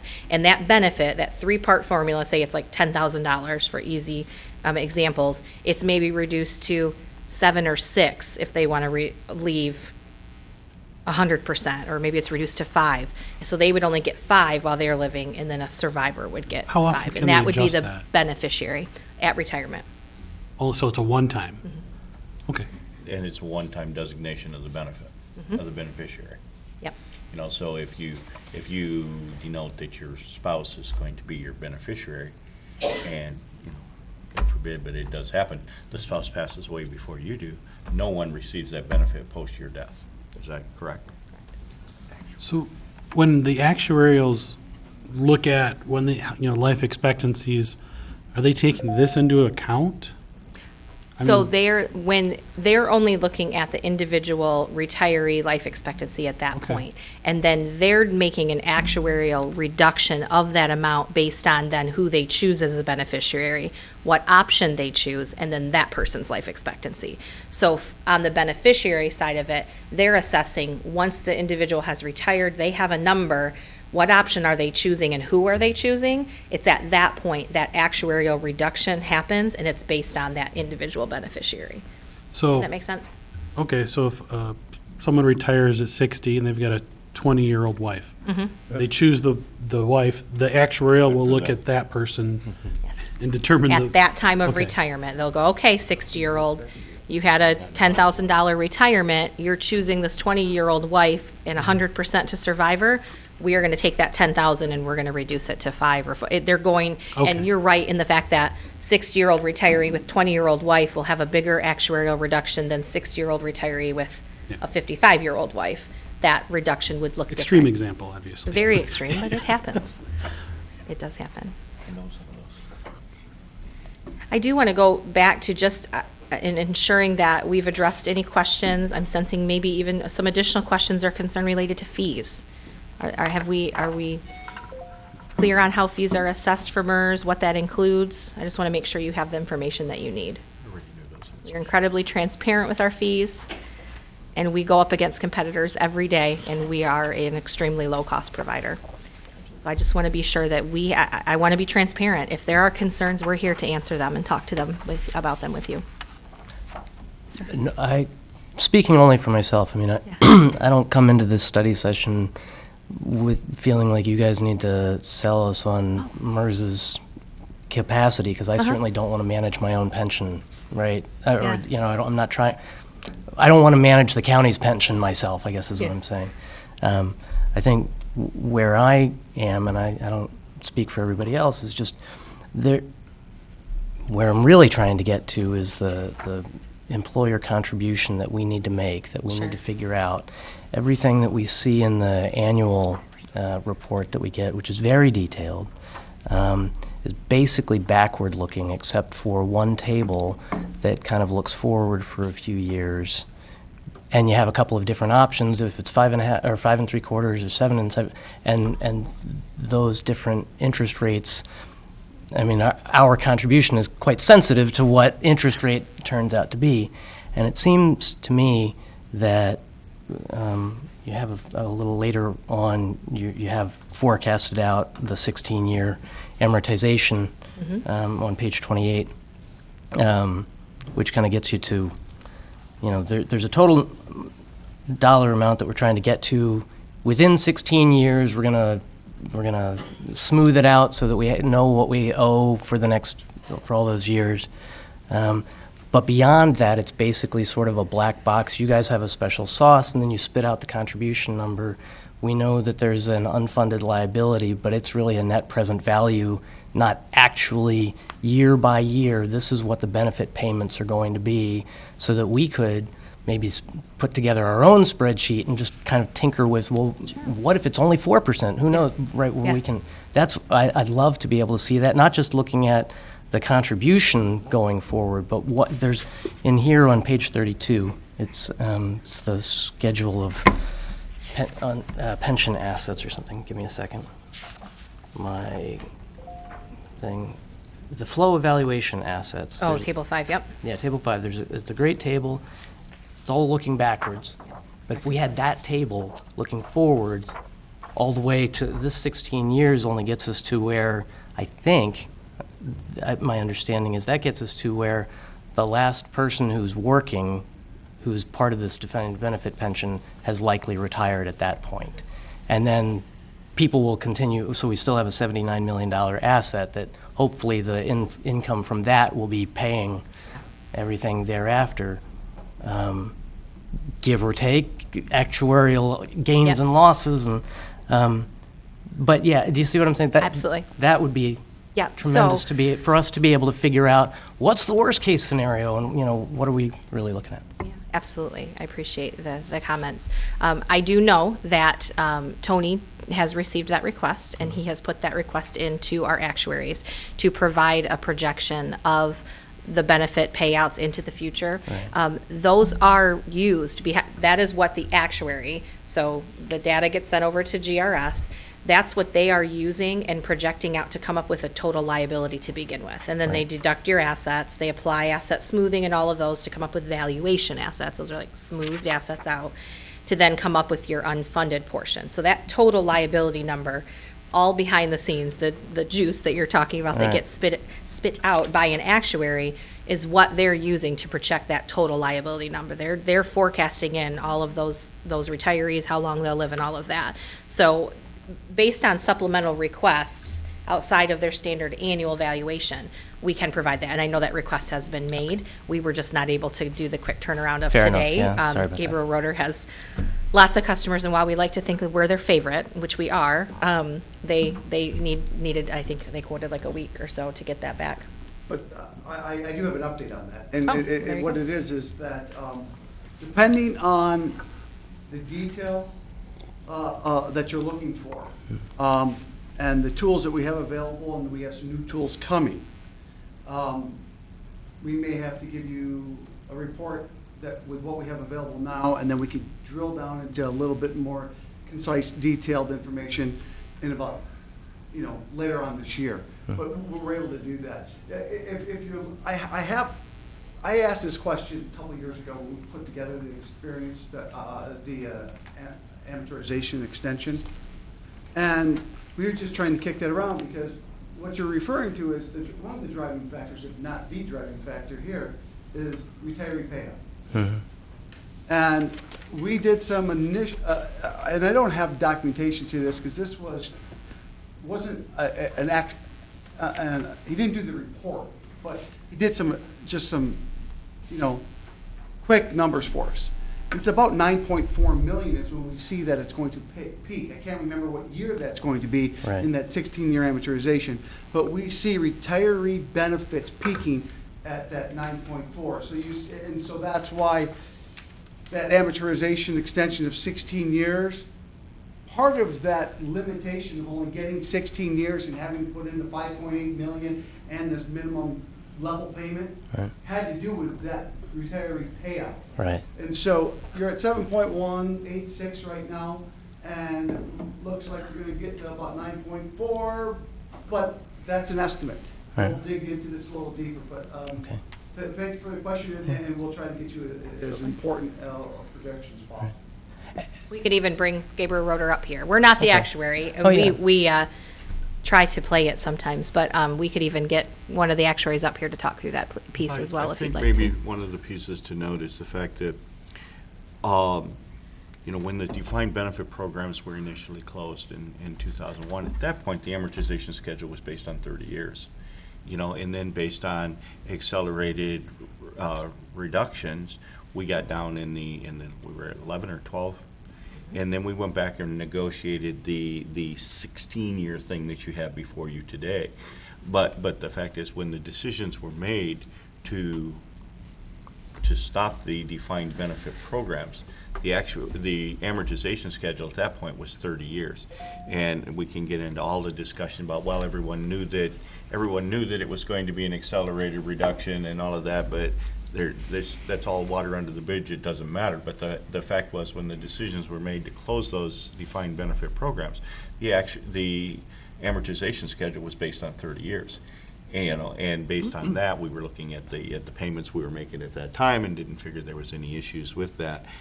And the fact remains is that every year MERS does the actuarial. And we get this, and we says, Grand Traverse County, your payment is X number of dollars. We've never failed to make that payment. There was a 3-year period, 2009, 10, and 11, Dean, that we froze that payment. We asked MERS, because of the economy, we asked them to freeze our payment for those 3 years. We still made that payment at that froze rate. And in 2016, I guess, 2017, we renegotiated the 16-year amortization and the fixed rate of $5.9 million. We are making that payment. Somewhere along the way, the percentage of funding that we were at when we started this thing compared to where we are today has become significantly smaller. But is it because we weren't contributing enough? I know that now in the amortization or in the actuarial, there will be a term that says, Grand Traverse County, your minimum contribution will be X number of dollars. The term minimum, to the best of my knowledge, never showed up in that actuarial report until 2014. 2001. I'd never seen it until 2014. So, I'm not saying, and I haven't went back and read through all of them, but, Sure. I've been here a while, and I know that through that whole discussion, MERS sent us a bill that says your premium for this year is X number of dollars. We never one time failed to make that payment. That is correct. So, to Tony's point, we are asking Gabriel Roeder Smith to provide additional detail behind those projections, behind those benefit payments. I think that it is a very important point that he did reference that I kind of had forgotten because it was a while ago. But I know that the county did ask for longer in that amortization extension. 20, I think, was requested. 16 was what was approved by our actuaries, so that's not a MERS decision. It is our actuaries, what they can sign off on. And it was very much because of the average age, average expectancy expected ratio of those retiree payments. And from an actuarial standards of practice, you aren't to spread your payment period out longer than some of those ratios, some of those average life expectancies of those retirees and such. When you do that, when you have longer payment periods where your retirement payments are ramping up, they're projected to go up because you have more and more retirees, you start to see what an actuary, and not to throw another word out there, but what an actuary calls negative amortization. You actually see your funded ratio going down a little bit before it goes up because you have more money going out than what's being required as a minimum. Because that actuary's actuarially determined contribution at that minimum is made up of that amortization period. So if they're billing you on a 16-year amortization, by law, they can't bill you higher. They have to bill you your normal cost plus your amortized payment of 16 years equals your actuarial, your ADC. And by law, by Michigan law, they can't bill you for higher than that. And so we do have plans that ask the actuaries to run reports on different projections and scenarios. We're doing some of those for you guys with different rates of return as well as the projected benefits. And then MERS, from the administration side, can bill you for higher rates if that's based on where you guys are going, based on your objectives. When you get the data, you do your analysis, just know whatever you decide, if you decide that 5.9 isn't right and you want to do another number or vice versa or whatever from a higher perspective to get ahead, MERS administratively can bill you for higher. An actuary can't tell you, though, that a minimum is higher because by law, they can't charge you higher. They can't say actuarially you have to pay more. But that's also adjusted due to the fact because we had a reduced number of employees still on the program. That was probably the biggest reason that we couldn't spread the amortization longer, was because we had reduced the number of employees that were still on defined benefit programs so significantly, because I think our current number is around 54? Yeah. Something like that. And of those, at least 2/3 of them are in circuit court because that program didn't close until 2016. Yep. You are what an actuary would call a mature plan, which means heavy on retirees. Sir. Okay, I've got a question. I was trying to find the ideal place to bring this up. Sure. It's probably premised on what people are asking: how did the county get to $50 million of unfunded liability? Sure. Okay. I've noticed you never used the term annual required contribution, and I hope you're dropping that from your vocabulary.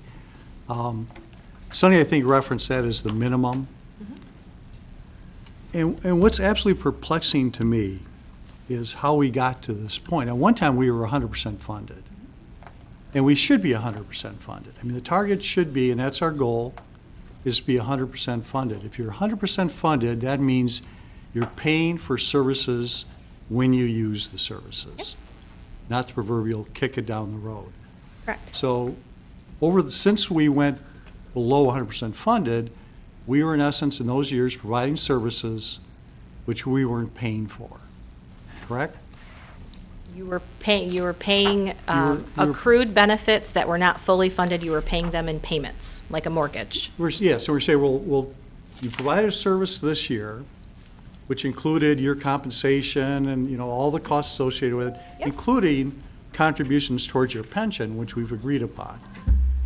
So we were, in essence, in those years when we started to go south, we were providing services that we weren't fully funding in that year. Correct. Right. Correct? Yep. So if your Not philosophy, Not necessarily because those benefits weren't being collected at that particular point. but you had an obligation that you weren't going to meet based upon the money that you had deposited, assuming a rate of return, et cetera, et cetera. Right. I mean, that's. Yeah. So. Okay. Well, Oh, I'm sorry. okay. So that's the first thing. So it started to go south in 92, 93. 1993. My question is, and every year I assume MERS came and presented to the board something similar to what you have today. You're saying, okay, here's your liability, here's your asset, here's your unfunded liability, here's the percentage. I'm assuming that was not kept secret by MERS, that was presented to the board.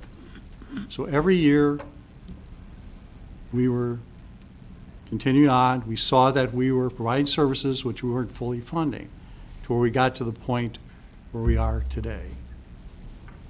And I think my interpretation of what happened a couple of years ago is we said we need to get back to 100% funded, which means we'll get to the point where paying for services, we're paying money today at that 5.9 million for kind of services that were provided years in the past as we're trying to catch up. So we've got a target, I think Bryce may have touched on this a bit, is we committed that in 16 years we would be fully funded, and at the time, in order to get to that point, we'd have to contribute 5.9%. And that was predicated on 7.75% return and all the other actuarials being in place. So where we want to go on this and what we've requested is, if we want to be more conservative, so we don't trip and we don't go from 5.9 million to 8 million, we want to know some numbers on terms of if we choose as a board to say, yep, we want to be fully funded, we want to make that date, we may have to ratchet up our contribution. So that's kind of what this is all about. And here's a spreadsheet that shows the steady decline in our funding and how the deficit built up. And clearly it was for services provided which we didn't pay for. And we want to get beyond that. That's my story. I'm sticking to it.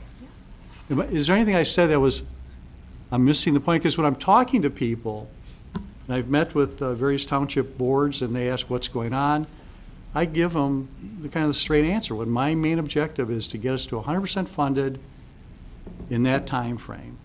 To the point where going forward, we are paying for services as we utilize those services.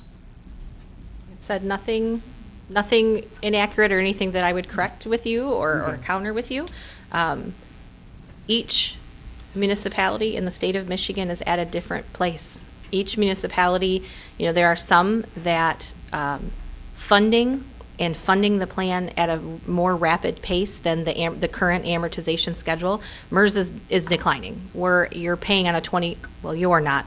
Plans that are in an open status or an open defined benefit plan are paying on a 21-year period amortization right now. Next year it'll go to 20. Year after that, it'll go to 19, and it's ramping down.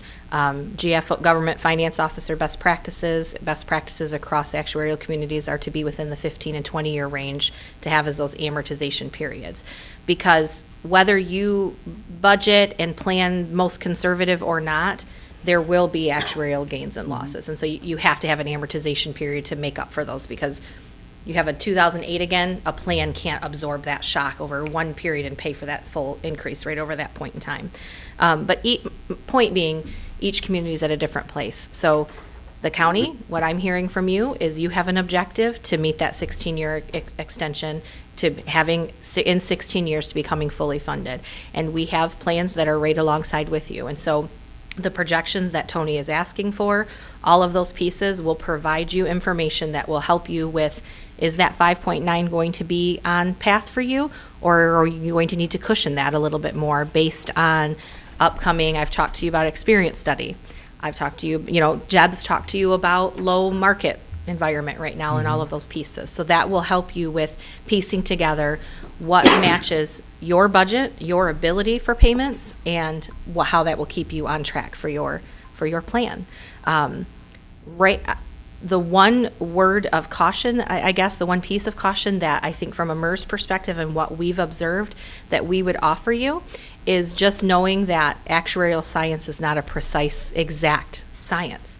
So actuaries will give you forecasts, and they're going to give you on the most conservative numbers, however you want those numbers to be, but they're forecasts about future events. Right. So they'll creating that cushion is something we talk to boards about often, making sure that you plan for the fact that these forecasts could be off, and then readjusting them every year if you want updated ones to make up for those gains or losses that happen. So we've pushed our actuary probably to their limit on what they proactively place in this report, because they produce it for so many people, and it's already a really long report. It's their report, not ours.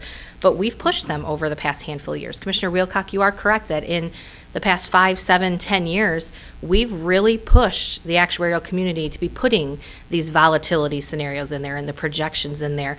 Gabriel Roeder-Smith actually thanked us and said they're going to start using them for other home rule plans and such, because we think it's important that people know, if the market doesn't return 7.75, it isn't right now returning 7.75, you can open this book and say, well, right now, my smooth rate of return is in the 5 and 6s. So let me look at that 5.75 number or that 6.75 number and know it's 25% higher than what my bill for the 7.75 number is. We should be paying more. And we have a lot of plans that do that. You are in a unique situation with the close, not unique that there's no one else, but the running down of your plan as well. And that's where those projections will help you. I hope that helps. I believe that we have heard from your administration and from the board that we understand your goal and where you want to be, and we'll work with you to work with an actuary to get you all the forecasts and projections that you need to plan accordingly. I'm just trying to understand more of how we got here. Sure. And I see from the graph is a wonderful graph, tells a great story. Because at some point in between 91 and 93, the administration of the county, negotiating with employees, offered them something that would cost them 30 years to pay for. And they agreed to that. I understand. It's just like buying a house. Here, I'll give you this. But when I look at my mortgage, my line goes up over time. This one does not. So what kind of decisions were made that kept us from going up to the, where we're nearing, 30-year point, we should be back up to 100%. Were those decisions continually made? Is that why it didn't get paid off?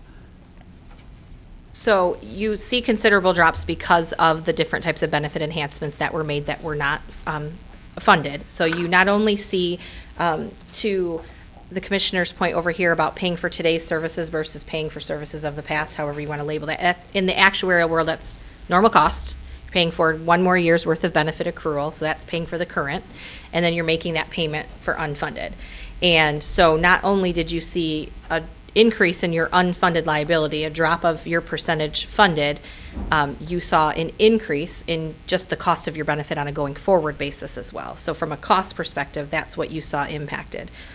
In about 2005, if you look at the time frame about 2005 is when the MERS board, the retirement board, took action to begin declining from a 30-year rolling amortization to where we are today, with significant criticism. We got a lot of pushback from communities that were a part of MERS, pushing back that it's not our role as the administrator to do, plans should have their own funding path. And we agree. I just talked to you about, you have your own goals and objectives as to if you want to get funded faster or not. But as the fiduciary of the plan, the board made that tough decision. I'll classify it as tough for them, to start declining that amortization down. So to your question around why you see the benefit enhancements, but then if you're on a 30-year path like your mortgage, you see your principal balance going down. Since all of the pre-2005, and still even some plans today, outside of MERS, because our board made those decisions, some plans are still on what's called a rolling amortization. And if you're going to use it in a mortgage term, it is like you have a 30-year mortgage, and then that next year, a rolling amortization means you refinance the balance of that mortgage over a 30-year period again. And you refinance it over a 30-year period again. I again, throw that term out there because that is a reason potentially why there was not full progress towards funding, because plans prior to MERS, and even just, again, plans across the country, were using what's called rolling amortization periods. And what that was is you didn't have the focus on plans becoming fully funded in shorter periods of time. It was when you had think about the 90s, if you go back to Jeb's returns and all of those pieces, plans became funded if they maintained contribution stability, always made their payments to the plan, like Commissioner Wheelcock talks about. The county has always made your required contribution. But investment returns were high. It was a pre-2008 world. And so full funding came. You always, it progressively went up till full funding, but with that rolling amortization, it wasn't in a way that since 2005 with MERS, it is today. And I know a lot of plans have adopted what's called fixed amortizations now, but not all. And many are still at 30. By law, by Michigan law, you can't be more than 30, but it only requires 30. So a plan could choose to still be at a 30 and could still choose to be at a 30-year rolling like we once were pre-2005. But we've made a concentrated effort to, some would argue and criticize us for expediting of the funding of plans. Now, Commissioner Wheelcock did talk about in that, after 2008, the county did ask MERS, placed a request to MERS to freeze that amortization decline. We did it as well for 1 year or 2 years for all plans because of the feedback and requests that we had received. So it hasn't been a steady. There was a 2-year, 3-year period of 2008, 9 that it was paused for a second, but we're at, your reports today that you have are at 21. The one you'll get in May or June will be at 20 for open plans. Based on your extension, you guys are at that 16 because of you guys were already closed and at a lower period. So rather than a that's mortgage, a piece of it. this is more like maxing out a credit card and then paying minimum payments. Yes. And as soon as you get any credit, you use it up, just to keep it maxed out. Why would anyone choose to run an organization like that? Sorry, that's a tough question. That's how we got here. It's a combination. I mean, you had the couple investment losses, you have the benefit enhancements. Early in the conversation, we talked about the separation of the pavilions and the road commission. Aaron's, it's a combination of things. I mean, when you increase benefits and you don't pre-fund them, it's going to have an impact. That we all understand that, it's in our own lives and pension fund. And also, when I showed that slide since 1977, we've only had 6 down years. They've all been almost since the 2000s. I mean, we had the tech bubble and we had the global financial crisis. So really, since all of our grandparents, I mean, we had since the Great Depression, we had 2 of the greatest financial crises really in our professional memories. So that did have an impact. And then the lowering of interest rates. Hyperinflation is great for a pension fund. Now it's not so good if you're actually getting a pension, but so there were a lot of issues, on top of this, to make sure we have a fair kind of Absolutely. understanding. And the county's not alone But in the history on of that, benefit enhancements.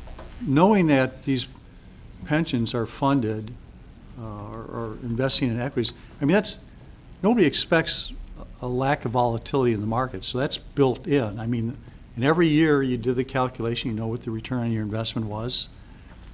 And every year you said, okay, in order to sit, I guess the thing that boggles my mind, and we'll get past this and focus on where we're going in the future, but I can't see how many can rationalize not being 100% funded. And every year you know the number that it's going to take, and it's going to change based upon the investment and the actuarials, which will tweak a bit. But every year you'd say, okay, I want to be, and some years you'll be 102%, some years you'll be 97%. But I look at the list of all the counties, or all the entities, it's published, and some are at 100% and they're all over the map. It's beyond me how you can run a business knowing you're not covering your costs. And I know the private sector has done the same thing, but they have different pressures on them. So we just, yeah, my it's a take is philosophical. one person got to get beyond that, and we pay for what we services we provide. There's also a lot of studies that will show that the maximum liability will actually only ever be about 80% of the projection anyway. So somewhere between 80 and 85% probably will meet the maximum that you will ever pay out. Is that There's a lot of studies. I've heard, I'm nodding my head because I've heard of that as well, but again, it's all studies based on forecasts of future events that may or may not happen. I think right now where we are in an environment in the state of Michigan and across the country, I think that pendulum and mindset has shifted. I think it has shifted to more of what you're speaking of, more of a focus of getting these plans funded. But in the 60-plus history of public pension plans, it hasn't always been that focus. So it's very easy to look at the timeline and look at decisions of the past and wonder, question those decisions and wonder what previous decisions were made and why they were made. But it was a completely different time in the world. It was pre a Detroit bankruptcy. It was pre the 2008 decline. So publicly, with policy officials and the task force and the state and then even since 2005 with MERS, you've seen the shift to, no, we need to put a little bit more governance around this. We need to get plans on a path to become fully funded. And it doesn't happen overnight. These liabilities were not accrued overnight. And with your amortization extension, your payment plan, the information, the additional information that you're requesting, you are placing the tools and the information at your disposal to make a plan for the county and continue that. But you are on the right path. You are on a lower amortization schedule than majority of the rest of our plans. They're, like I said, they're at that 20-year mark. But all are on a path to become fully funded in that time frame. To your point, there will always be that. You'll be 102, and then you'll be 99, and then you'll be, if you're only making those minimum actuarial determined contributions. But not 44. Right. Go ahead. I want to bring this back up, and it's, again, regarding the road commission and the pavilions. Is there any risk of the county, I mean, if they were to fail, and the pavilions, as you said, there's more employees at the pavilions than in the county, and they're on a defined benefit program still, at what point may the county have to step in if they're not, I don't know where they're at with. What's our exposure? What's our exposure regarding the pavilions and the road commission for the county's liability to have to step in at some point, if they ever will? Does anybody?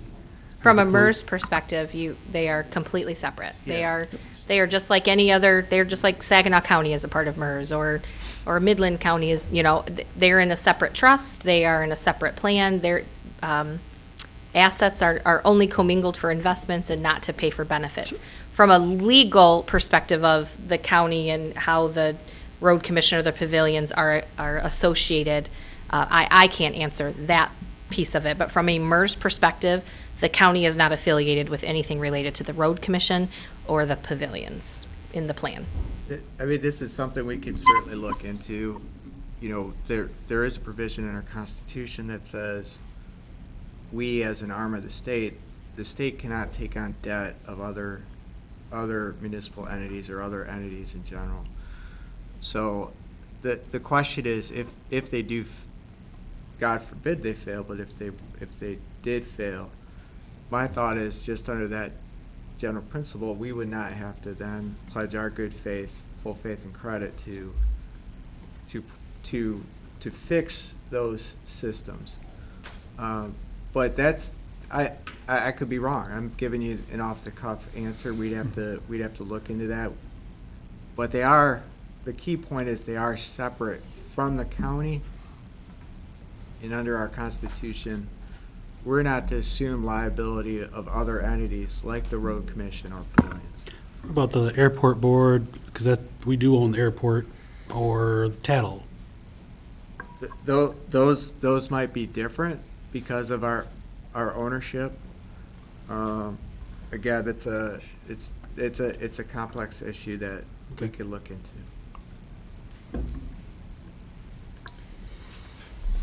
Before you go forward, can we go back? I think we skipped over the amortization agreement a little bit.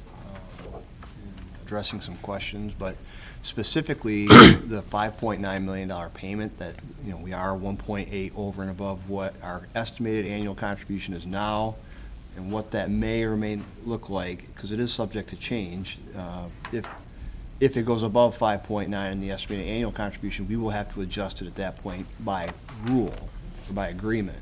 But until then, we do not have to make any adjustments to the 5.9 at this point. You're correct. I'm going to turn it over to Tony on those specific pieces. I'm going to do that. Thank you, Aaron.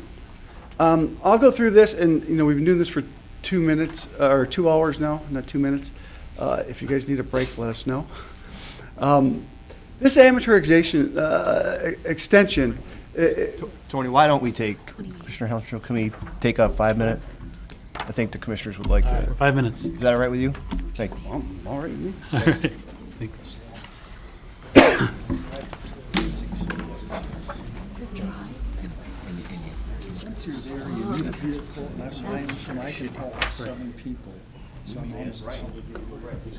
Whereabouts in Florida?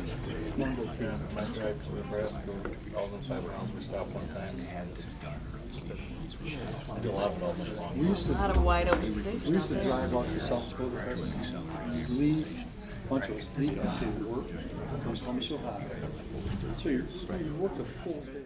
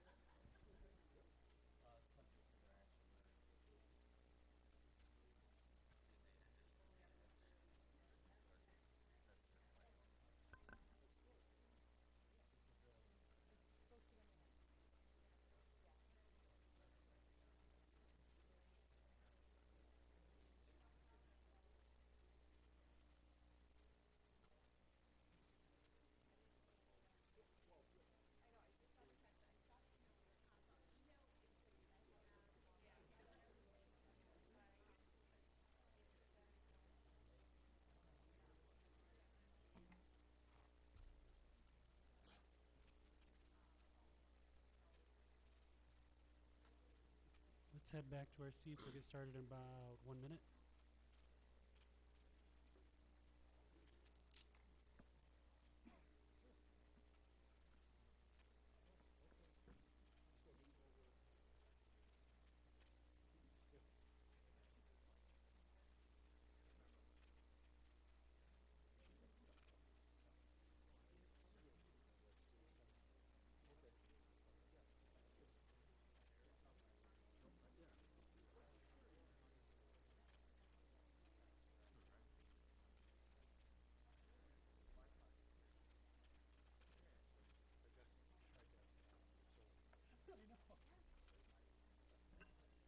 All right, if we could take our seats, please.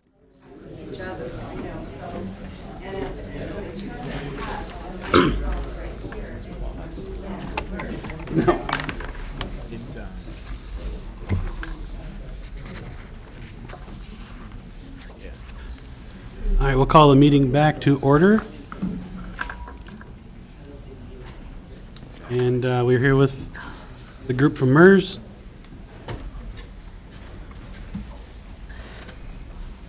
I think we're all here and we're ready to get started.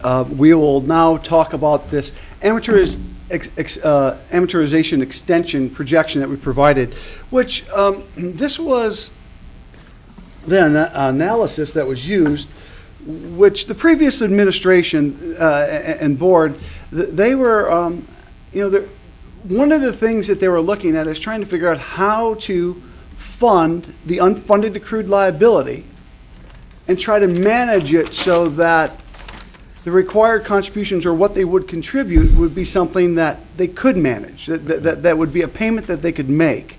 And so if you would look over on the left-hand side of the projection, what we've done is we started with the 2015 annual valuation, and then we used those numbers, and with the benefits in place at the time, and we made that what we call baseline. And when we talked about where divisions 10, 11, and 18, those are your non-union divisions, they made at that time a provision change where they bridged down the multiplier for future years of service. And we'll get into these plan changes in some other slides, but that's what it means. Divisions 10, 11, and 18, this projection included that reduced multiplier on a going forward basis. And so as you can see how this is set up, we talk about the annual valuation year is the first column, your fiscal year, your required payment is that's the beginning year, and so that will set off when you were supposed to, or required to make these contributions. And so we add up those liabilities, those assets, we came up to a funded position. So at the time when they were making this consideration, 45% funded. And that the minimum required contribution to fund the pension system was at $5.2 million. And as you can see, as we follow down, we just kept projecting out based on the assumptions of the system, what payroll increases were going to happen, when people were going to retire, how long they were going to live, and so on, making sure that the returns that we expected we were going to make, this is what the required contributions were going to be. As you can see in, I believe that fiscal year 2029, or is it 2028? 2028, it got to $9.5 million. And that projection right there was going, previous administration said, I don't think we can afford this. And so they were going, is there a way in which we can fund a retirement plan and not have it peak at such a high number? And as you see in here, I talked about it, just divisions 10, 11, and 18. There were some benefit plan changes after this, like your courts. The group of defined benefit active members that are your largest group of active members, they actually closed their plan and went to defined contribution as well, which wasn't included in that baseline. And so that caused a change in liability growth and all that other stuff since then. But as we look at over there into that proposed amortization extension, and then this is what was eventually agreed upon, is that the the county was going to be required to put in this $5.6 million. That was basically buying them some time, because if they could put in that additional money, then we could stretch it out further. Without that $5.6 million, that amortization would not have gotten to 16 years. Because what we did was we went from a 12-year amortization of your closed groups to a 16-year amortization of those closed groups. And at the time, you had two groups, the courts, that were still open, and they were on this shrinking there at that time. I think it was 24-year amortization policy. And so now they are closed, and so that has changed a little as well. But as you can see, as we went to this proposed, what they asked is, they said, is there a way that we can come up with a level payment? And if that we feel that we can meet this level payment, and some people ask me, why 5.9? That's what was decided upon. And that was a number that sort of came from the county. Said, what number can it be? And we put some numbers together, and they said, okay, 5.9, will that work? We plugged it in, and it was approved. It could be 6 million, it could be 6.1, but I don't think it could have been anything less than 5.9. So that's why that number came out. And as you can see, what happens is on that far column to the right, it says difference in employer contributions. And so what it's showing you is that you're paying in, currently now, more than required to pay in. If we did not have this amortization extension that stated you would pay $5.9 million each year.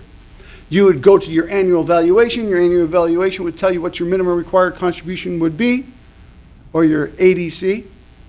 And what that means is that because you're paying this $5.9 million, you are putting those additional assets into a column called surplus funds division. And that's going to be adding up. And then eventually, at some point in time, your minimum required contribution is going to be higher than your 5.9. But you're going to have these assets in this column called surplus funds division. And therefore, the difference between your ADC and your 5.9, then we'll start to draw down from the surplus funds division.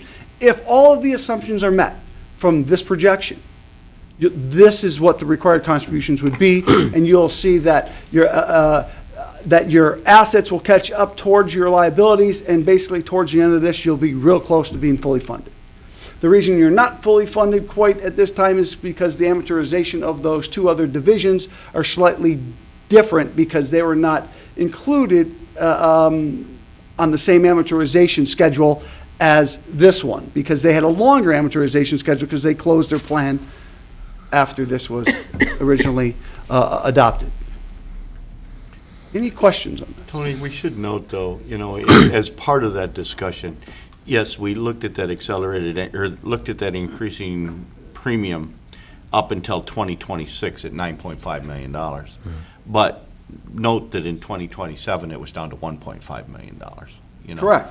And we're going to see the same thing. We're going to pay the 5.9 constant, but when we get to 2031, all of a sudden our contribution, instead of being $5.9 million, it's $879,000. So we will get out from underneath this. It's just a matter of how long it's going to take and how we get to that point.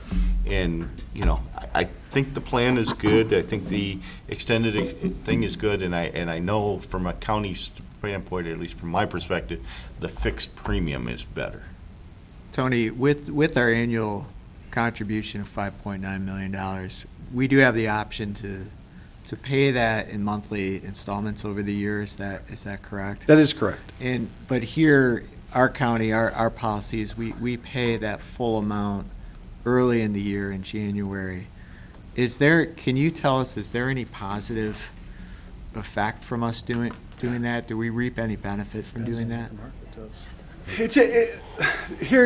I've got the CIO here, but basically, when you have assets in the market, you have the potential to earn when they're in the market. If they're not in the market, you don't have that potential. You also have the opportunity to lose.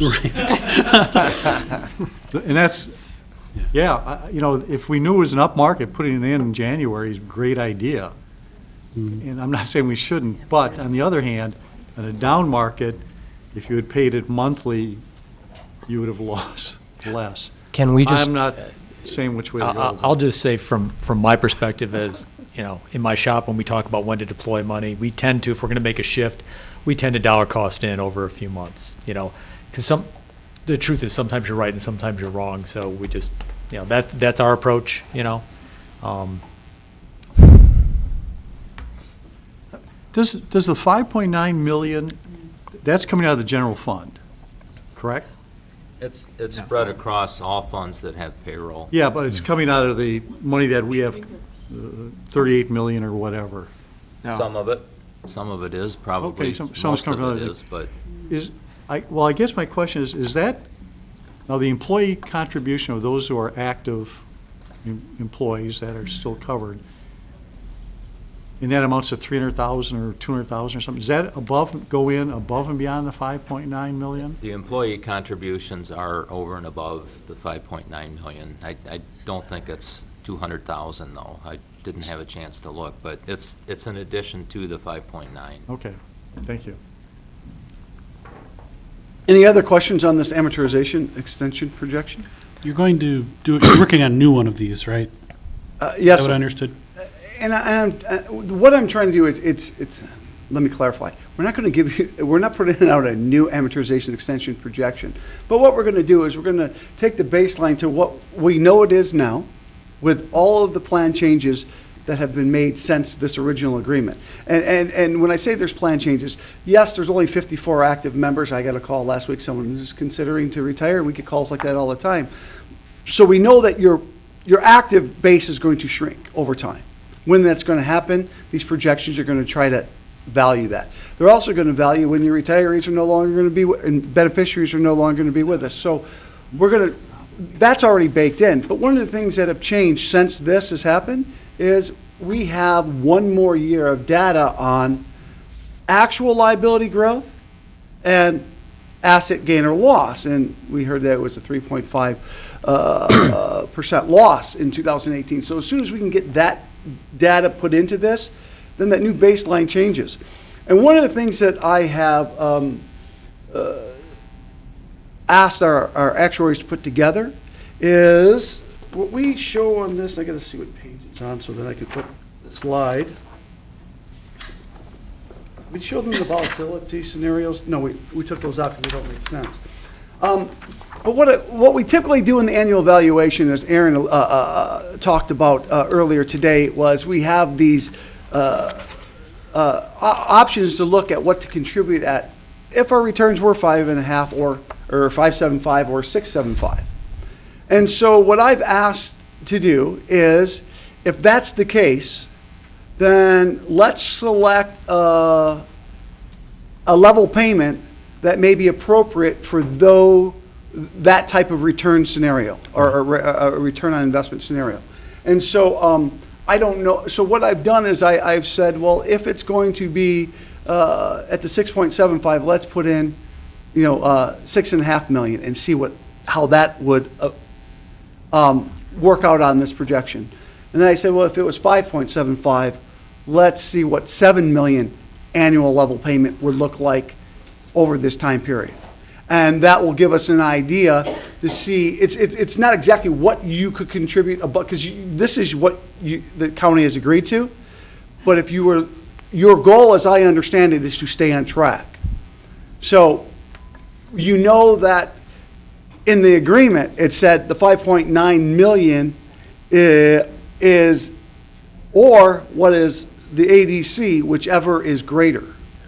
And so if you want to level that out, because the projections shows that the 5.9 million may not get you more than 5 or 6 years, you may want to improve that or increase that level contribution now so that it isn't a spike or a jump greater than what you would expect. And then once I give those projections, you can look at that, evaluate it, analyze it, and say, well, no, this is what we're thinking, Tony, and could you put in a different type of number in there, and we could do that analysis for you as well. But it'll be a starting point for that discussion of how lower rates of return and higher contributions would work into a level contribution in the framework of the amortization extension. Is there a reason we wouldn't Help me understand why it doesn't go to 100% at the bottom of this chart. There are two different amortizations within the county. And that's because you have the courts, which closed all of their plans to defined benefit at a later date. And so when we put together the amortization, the bulk of the liability or your responsibility was on those plans that closed back in 2001.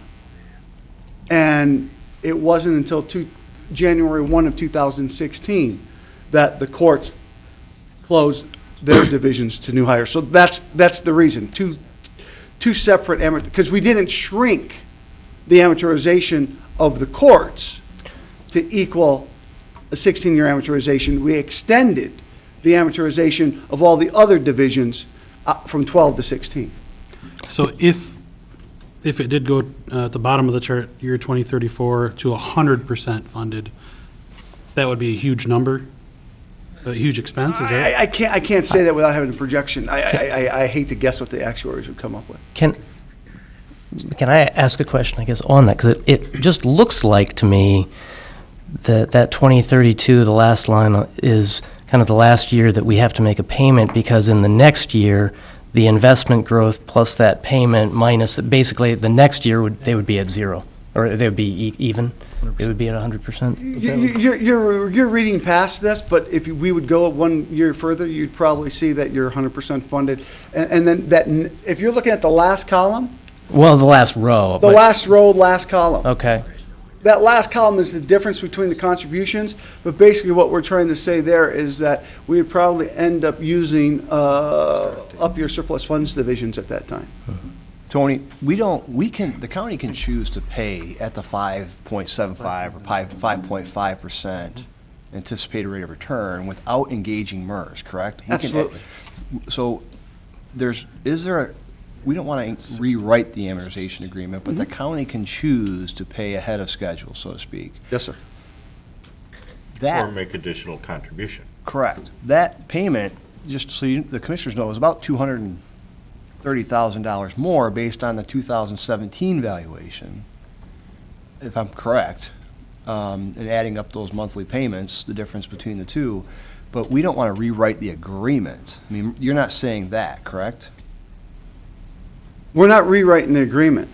And what I'm trying to say is that the request that we had 2 weeks ago was, how do we stay on track? Yeah. But that was a request from this group. Yes. To what do we have to add to Correct. it versus not rewriting the agreement? Correct. Oh, And I'm just giving you some numbers so that you can budget. If ultimately you want to be in the same position at the end of this amortization extension, and we anticipate a 6.75 return over this time, what number would be your level payment? If you anticipated a 5.7% return over this time period, what would be your required level payment? And we're trying to dial that in so that you have some ability. No, this amortization agreement says that you must pay the 5.9 million or the ADC, whichever is greater. Correct. I would see it as we keep this in place as is, and this is the minimum, this is agreement, we have to pay the 5.9. We have a side agreement amongst ourselves, that here's another table, we're going to add another 500,000 every year, that we can give to them, that if we give you the 500,000, we'll have a better chance of staying on target, and you'll invest it in the same pool and hopefully get the same return. Well, Tony, one thing we talked about 2 weeks ago is the ability to change in state law to allow us to invest a portion of that funds in bonds, a lower risk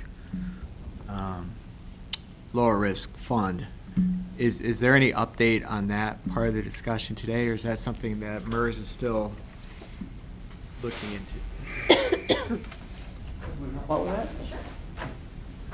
I think the question is related to the bond extension law that passed at the end of last year that extended the deadline for the ability for communities to bond for pension, unfunded liability, and OPEB, as well as lowered the bond ratings from having to be AA to A.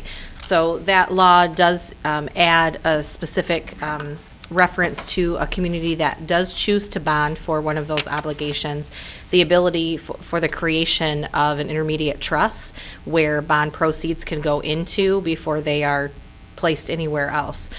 So it's specific to if the county were to bond proceeds could be placed into an intermediate trust. From a MERS perspective, that's how we read the law as well. It's bond proceeds, so if the county were to go out and bond for your unfunded liability, that is when that trust language would come into play for the county.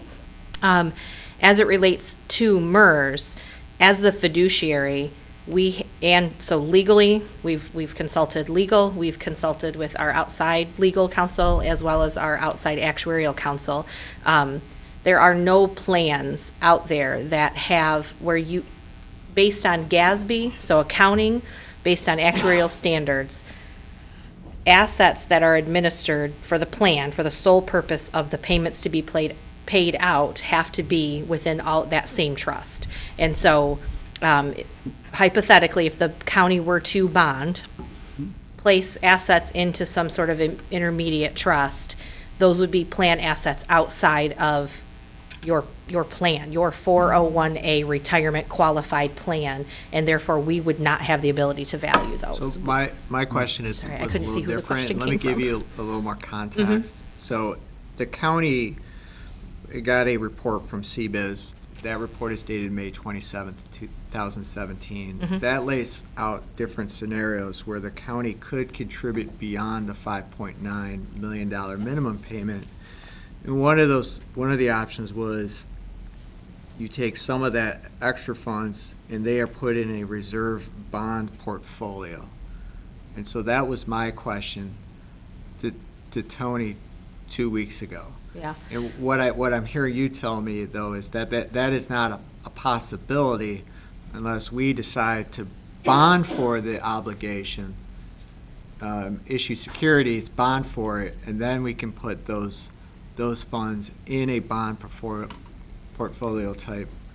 So I apologize. I heard the question specific to the bond and new legislation. So that is specifically the new legislation as it relates to bond, how I answered it. As it relates to the ability of the county with your surplus divisions and potential to change allocations in your surplus divisions, that is something that we have heard a little bit of feedback on as some communities wanting that as an option, and it is something that we are exploring. So two separate answers.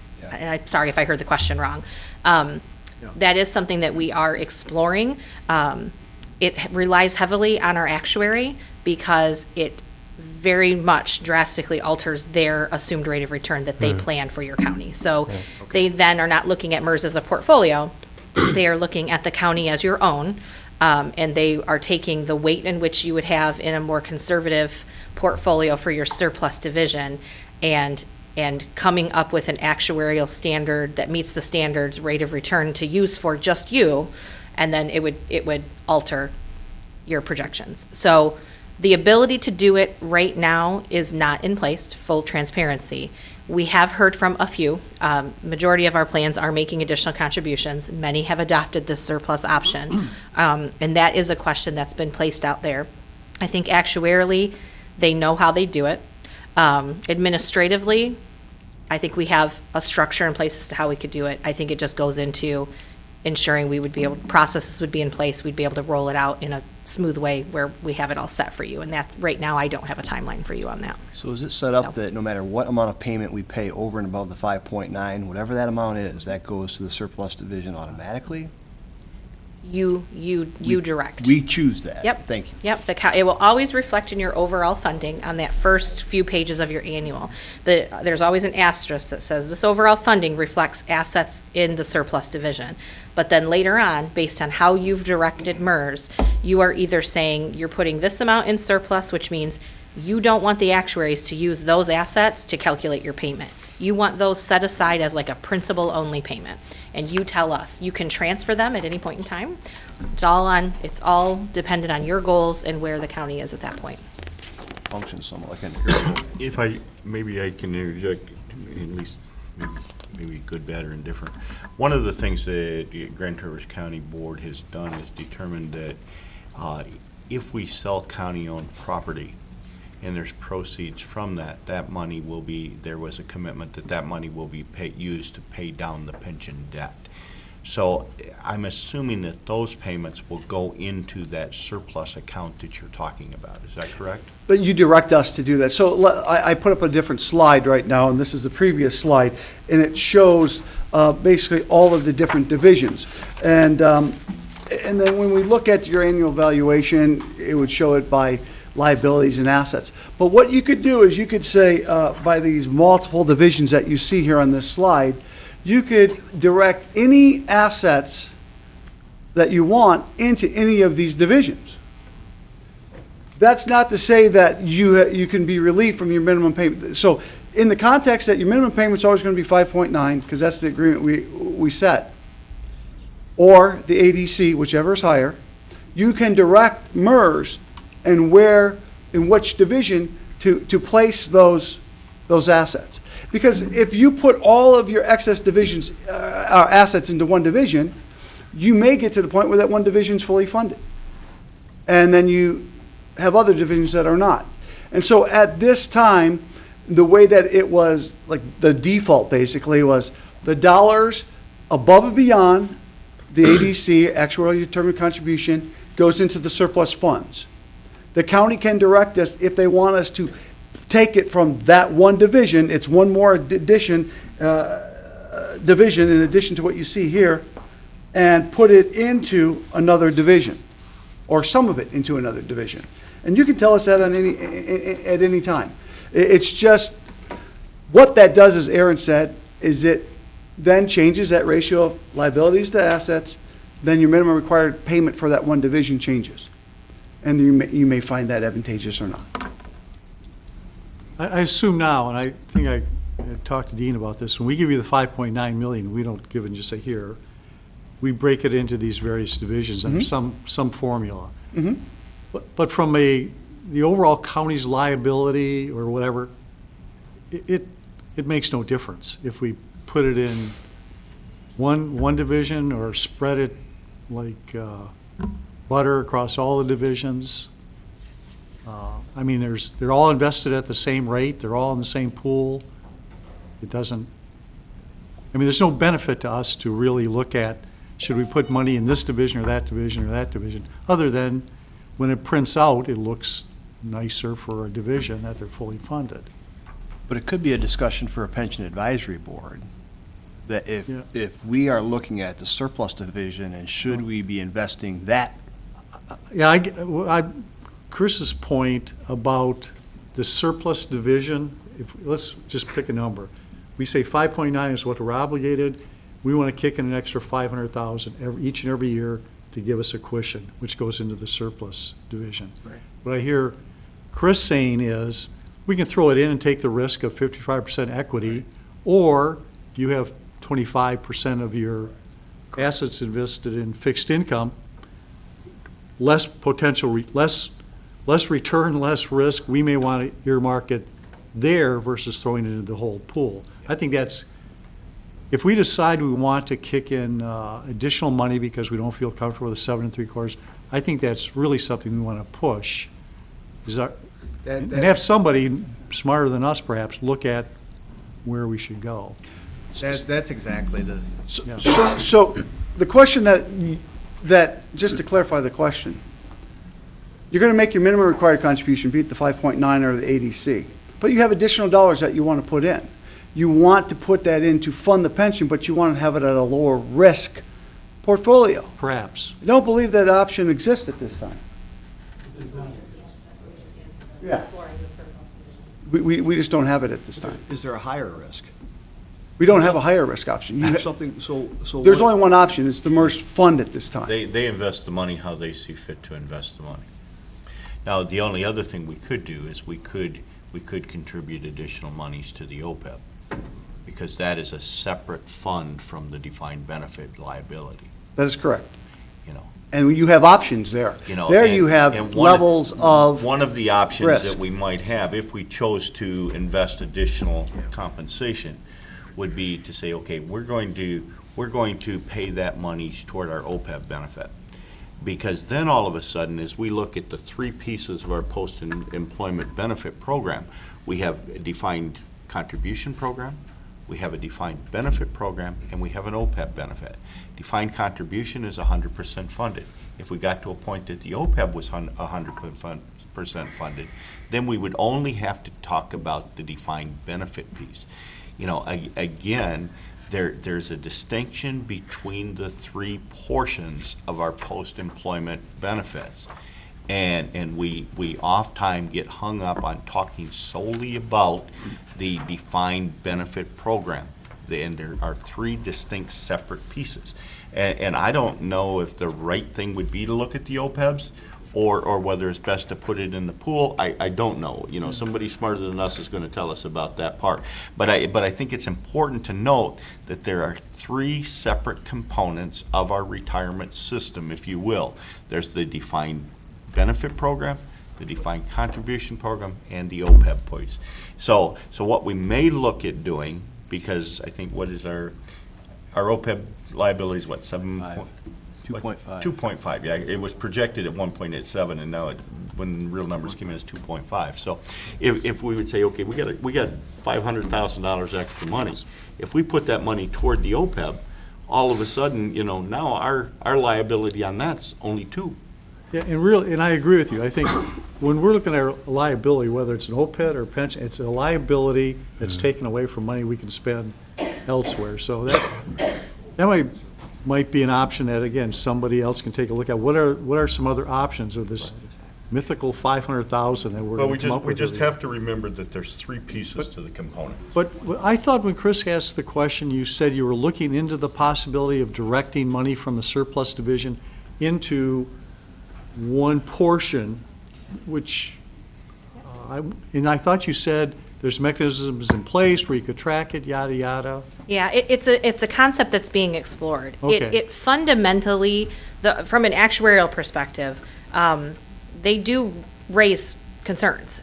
Fundamentally, it's shifting the concept of a defined benefit portfolio. So an actuary looks at the portfolio over an investment allocation and assumed rate of return over the long term. And so their concern of having this blended rate of return where you have some monies going into lower portfolios, it fundamentally would shift, even like if you were considering monies that were even within that 5.9 being put into there, it shifts that projection because they're assuming that 7.75 assumption, or in the near future, lowering of that. But programmatically, it could be done.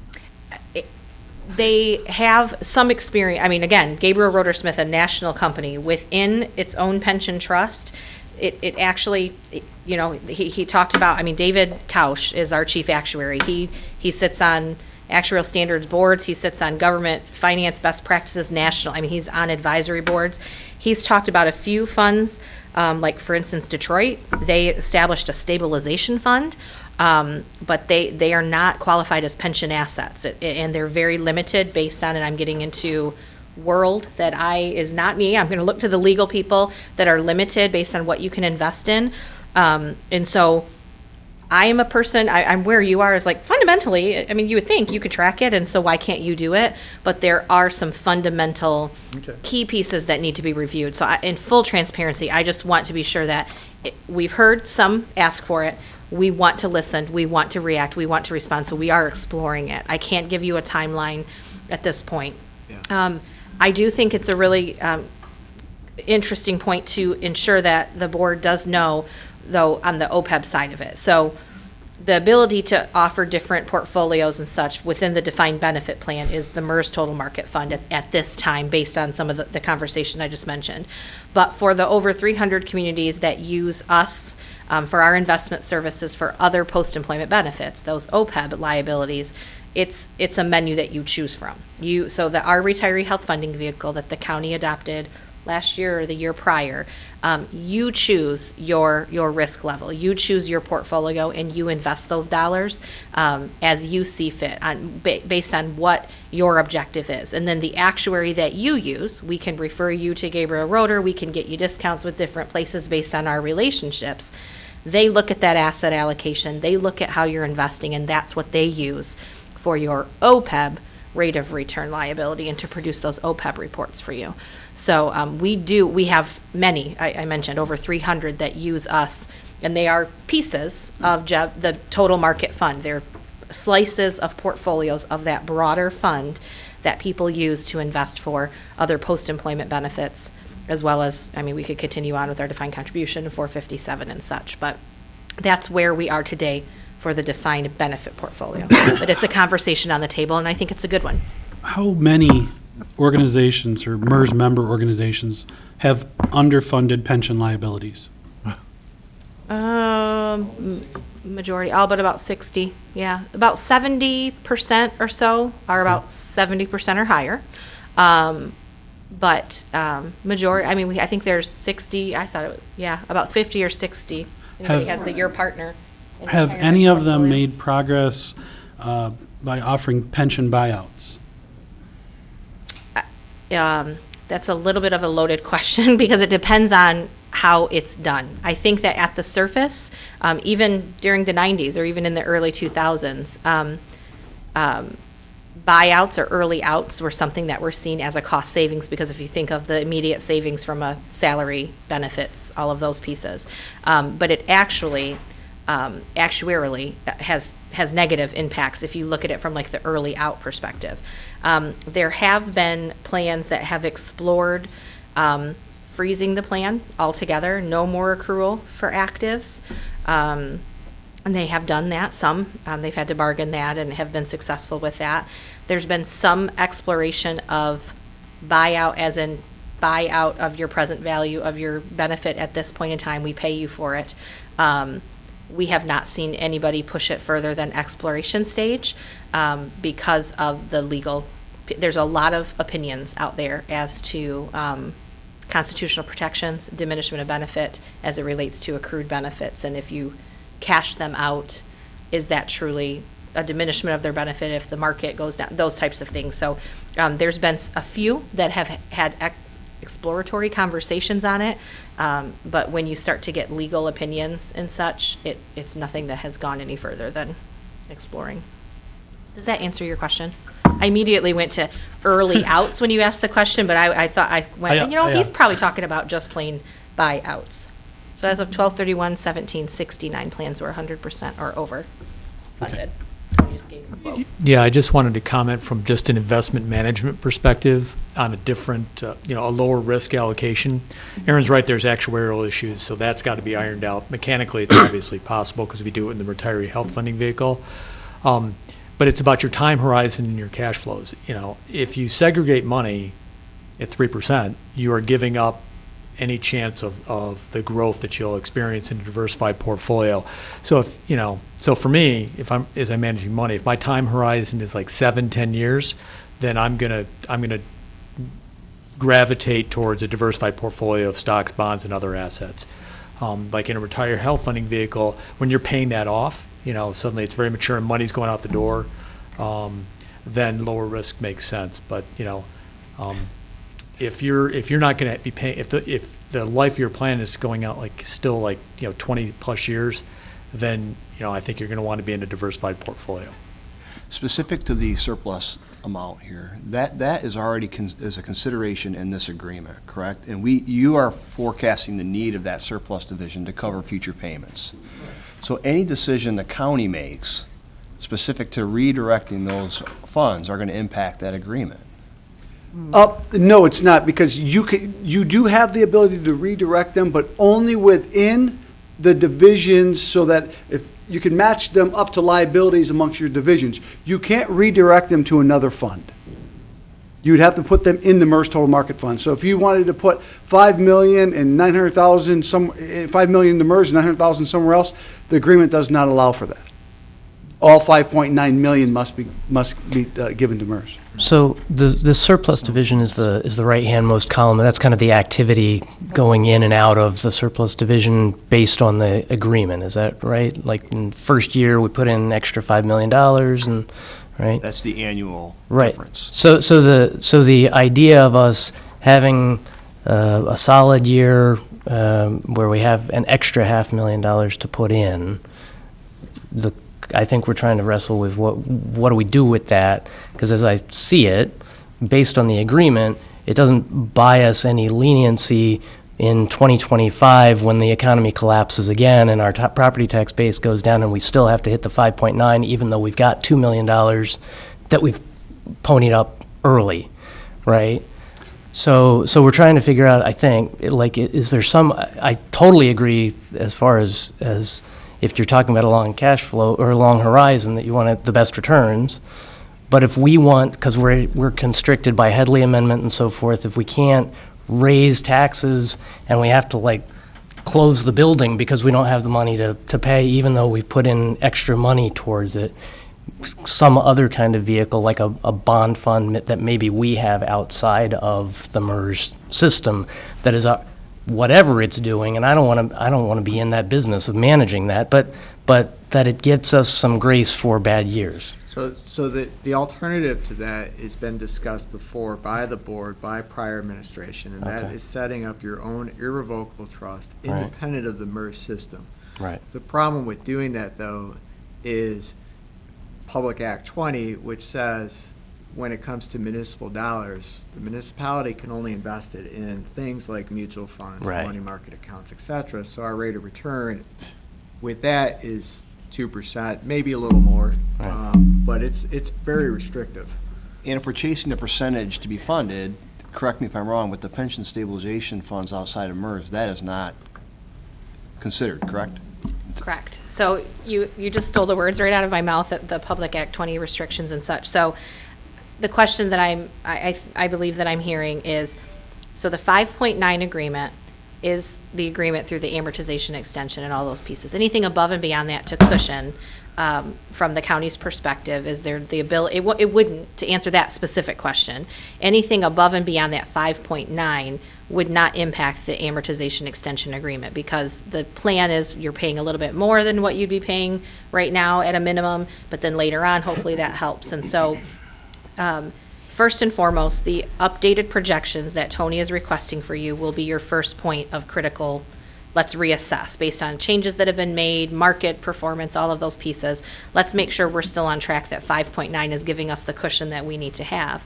But then once you make that assessment, maybe you make a decision to increase it to 6 or 6.1 or 6.2. Again, I'm just looking at your projections within here, and at like a 5.75 assumed rate of return, I think it was already mentioned, it's like a $200,000 increase. So say you re-baseline yourself at 6.2, but you're looking at something above that.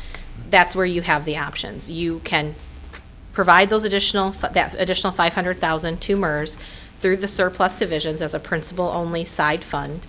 At this time, it's based on investing it in the total market fund, and you'd reap the benefit of that whatever our rate of return is at that point in time.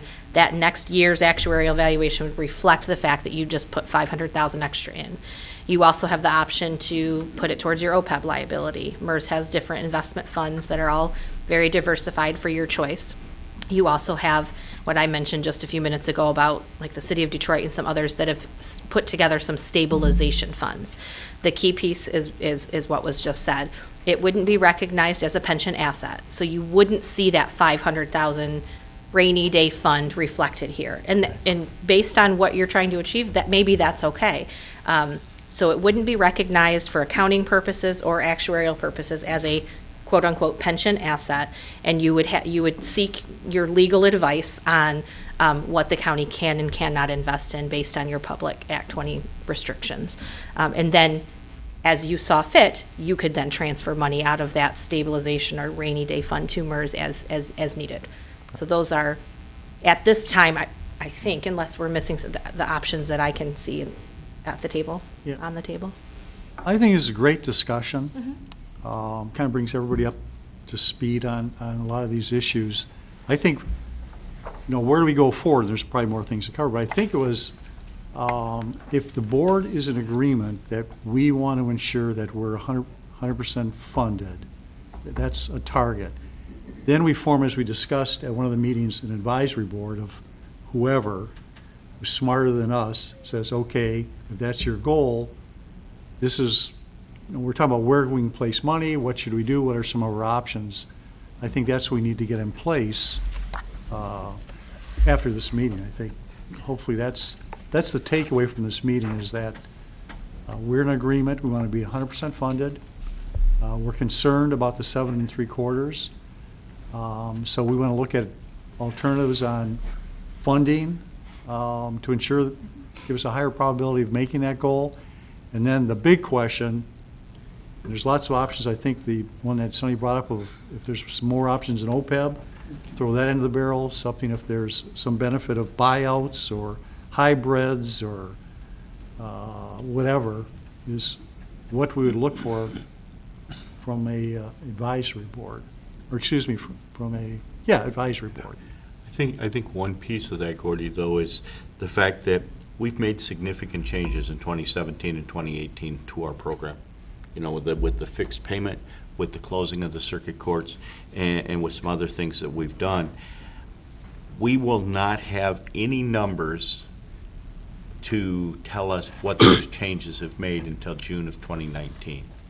So I don't see any reason to move forward with a pension advisory board or anything else until we have real numbers based on the changes that we've already made and the performance of MERS.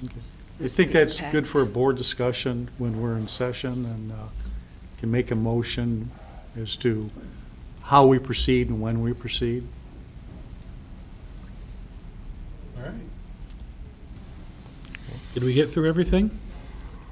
Are we ready to wrap it up? How would you like us to proceed? I guess, Tony, will you just talk just a second about the changes that we have made in the last 2 years? I think it's important to at least acknowledge the fact that, you know, we haven't been sitting on our hands. We've been working pretty hard trying to fix some of this problem since we became well aware of it, you know, within the last few years.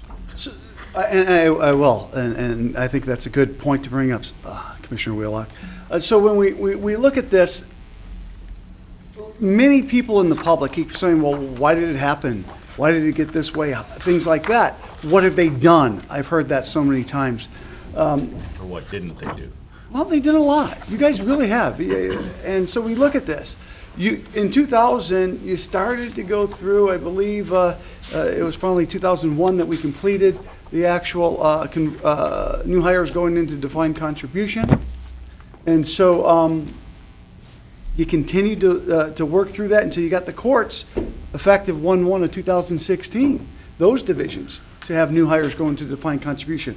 What that does, when we say you're just plan change stops, instead of it being liability versus assets, we're just going to contribute, and it shows you anywhere from 3 to 9%, depending on what the employees select. So the normal costs of your defined benefit plans used to be some percentages, probably between 5 and 15%. And then what you've done is you said, but there was liability based on assumptions being met or not. So that could be higher or lower, and unfunded accrued liability would happen in. You got away from that over these years. You have 54 members left in the defined benefit plan. And most of those people have been hired for quite some time. Other than the courts, they had to get hired back in 2001. So they've been here for some time. Eventually, they're going to move on.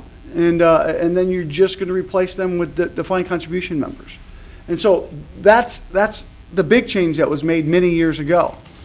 Then what you've done just recently is it's called bridging down. For those active members still left in defined benefit, you said that their multiplier, as we go back to what Aaron talked about, that 3-part equation, that has been decreased. And when we were first kicking this around a couple years ago, seeing what we were going to do, I think we did supplemental valuations. If we were going to do it for the entire remaining staff, it was going to take that liability amount, and by bridging down, it was going to knock off, right off the top, just through the function of bridging, about $1.25 million. And eventually, it didn't happen all at one time, but it did happen. And so that value is probably not at that number, but you knocked liability off just by bridging down.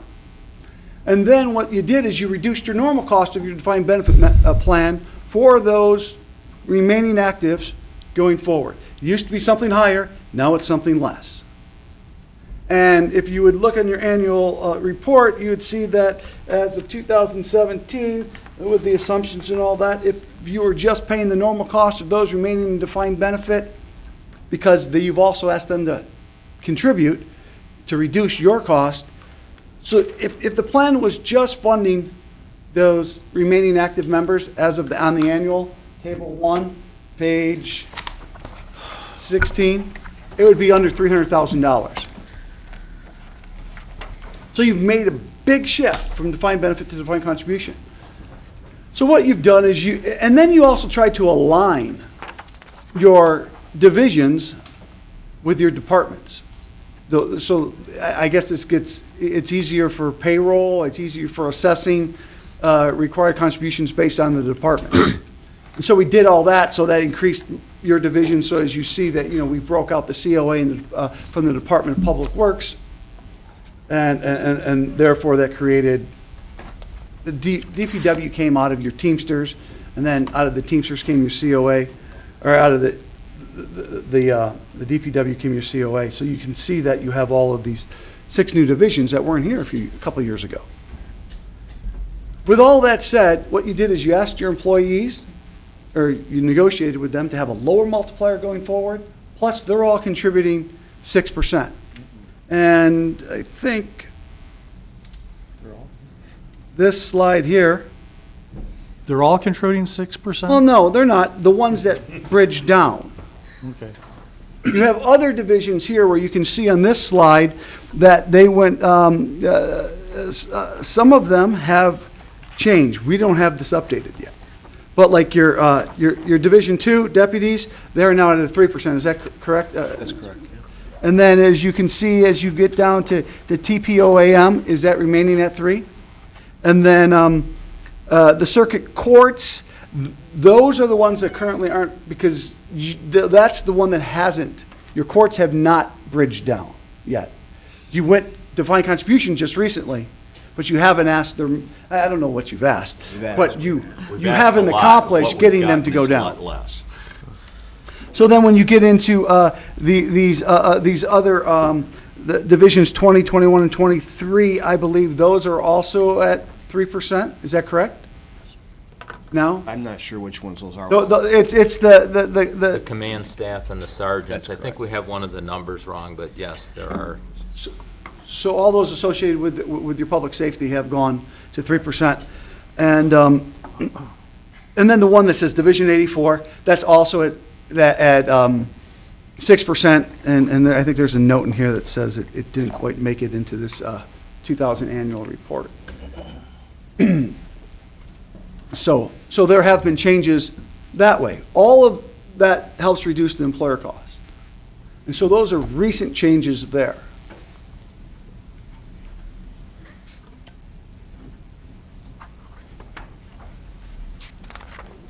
So when we talk about the impact on funding, I think I addressed that, showing you that the bridging down took liability right away, reduced normal cost. Asking members to contribute reduced normal cost of the plans for them remaining in the defined benefit plan.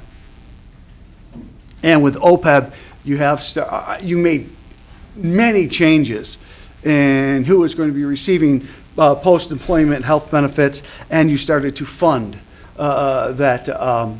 those benefits through our retiree health funding vehicle.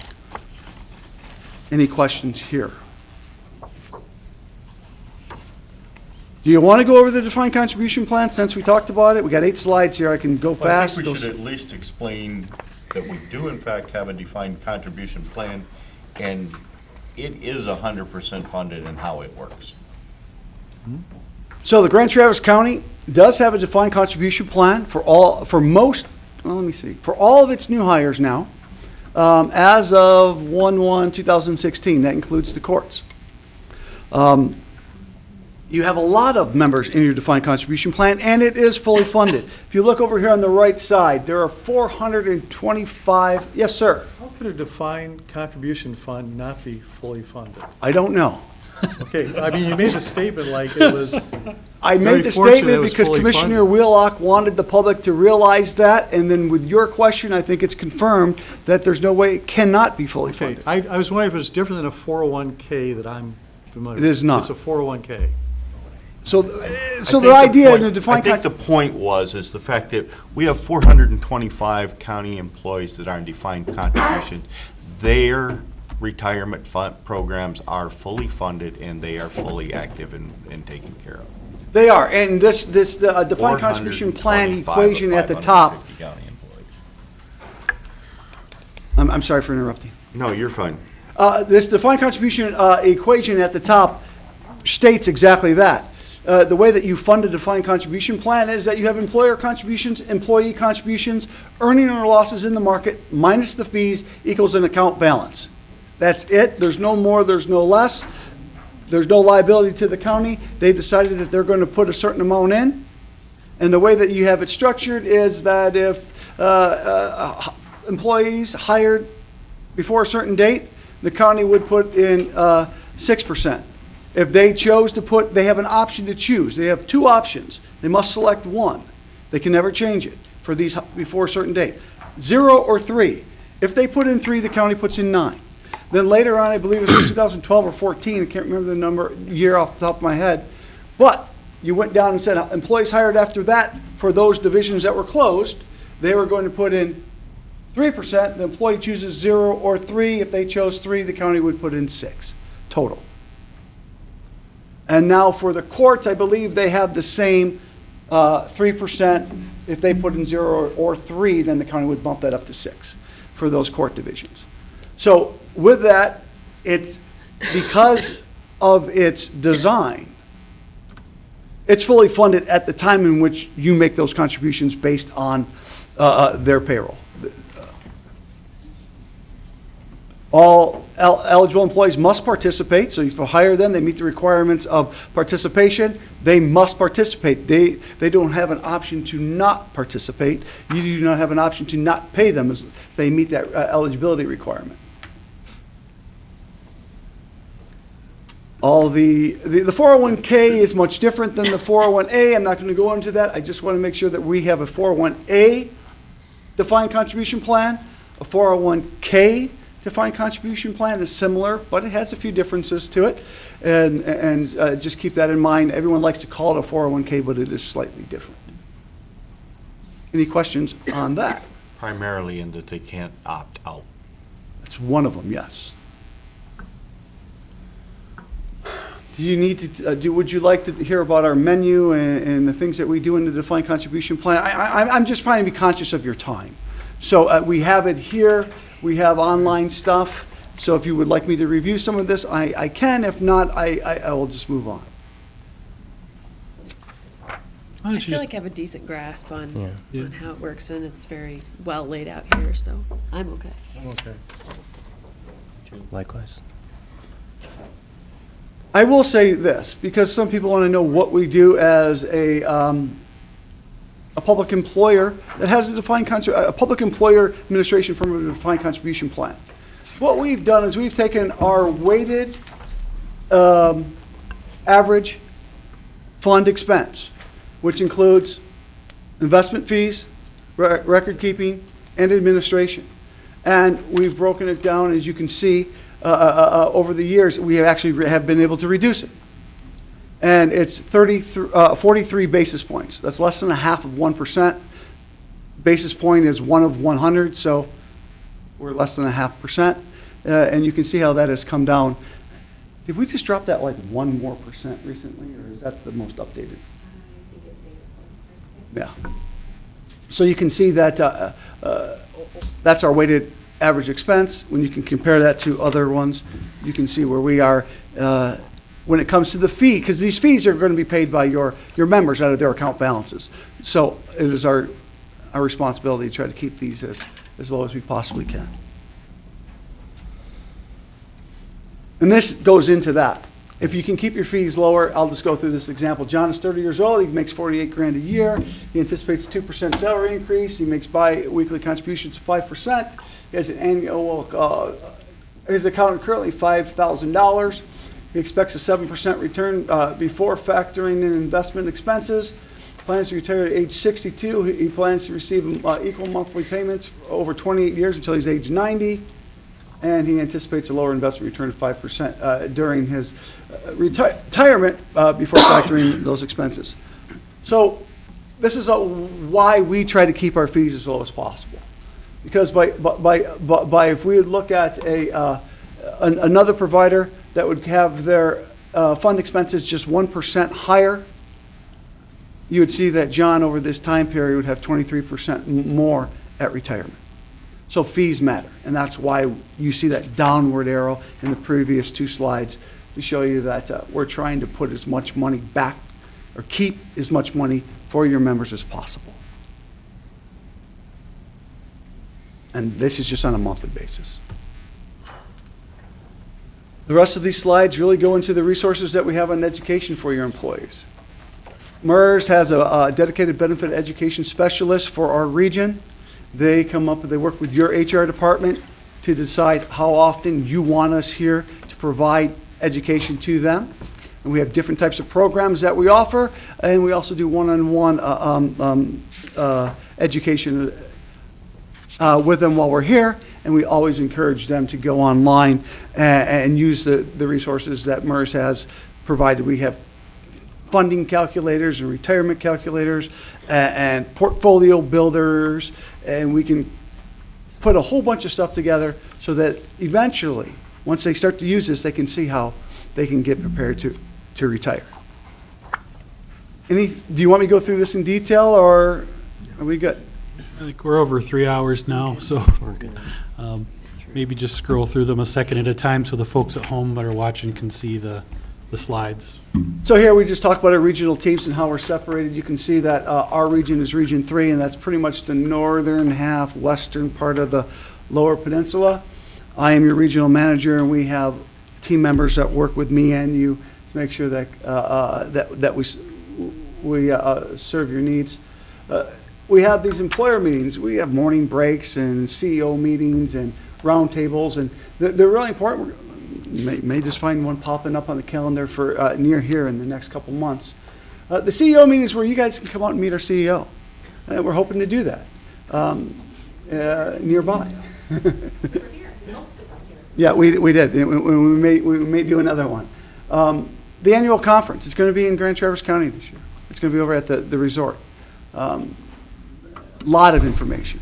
The investment information that Jeb gave today, he expands it out. And I really like this slide where you're talking about how to invest and what happens with, Commissioner Wheelock talked about the loss, and you see, he shows the slide to where how you rebound from the down market as compared to the S&P 500. It's a pretty telling slide of why downside protection, upside participation works. We send out a lot of information through emails and letters. I just got my healthcare savings program postcard yesterday, so it's trying to see if I'm ready for that portion, if I'm saving enough. Or no, it was my Super Saver postcard. Excuse me. These are for your HR department people. Learn by your role. I mean, for any of your department people, it's called Learning by Your Role. You go to our MERS and MISH website. If you're the primary contact, the HR, finance, and other contacts, elected officials, you go there, we provide information for you. Participant resources, we talked about the MERS and MISH website. We have webinars. We have pizza and plannings. Those are where we invite people within about an hour of one host location. We provide them some food and drink, and we talk about retirement planning. We already talked about the on-site education we provide. The retirement readiness reports, if you are in MERS and you are a member currently working, it's retirement readiness. Are you on track? We give you a red, green, or yellow flag, and then we tell you how to add additional information so that you can find these tools that we have to help you get ready for retirement. Guidance Plus, that is our unbiased It's an unbiased online platform that allows people to figure out what their risk tolerances are, their investment strategies, and then it will give them some suggestions of how to go forward. Ultimately, we hope that they're planning for the future. They understand everything that you need about those emergency savings, managing their debt, and spending. Healthcare exchange for those that don't have retiree health care, but need to provide for themselves in retirement. We've partnered with a group that will be able to provide them health insurance, and hopefully they'll find the plan that's right for them, and hopefully that it is cheaper than what they're currently paying, but it'll be it's an exchange that we've partnered with, and we're familiar with exchanges, but that's what we're trying to do is partner with them so that they can have the highest quality benefits at the lowest possible cost. We also have an IRA to help them get ready for retirement.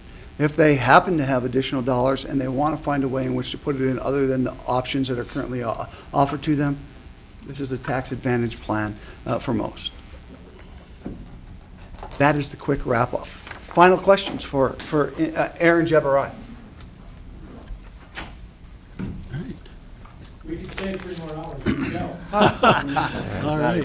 Thank you. Yeah, thank you for. Thank you very much. Thank you. Very good, Tony. Thank you, guys. Appreciate Very it. informative. We have second public comment next on the agenda.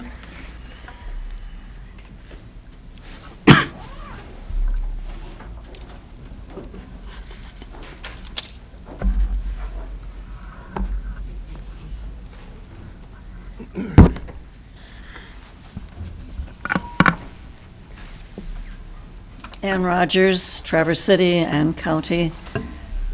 Some of the first words that I heard out of these folks was the fact that they believe in accountability and transparency.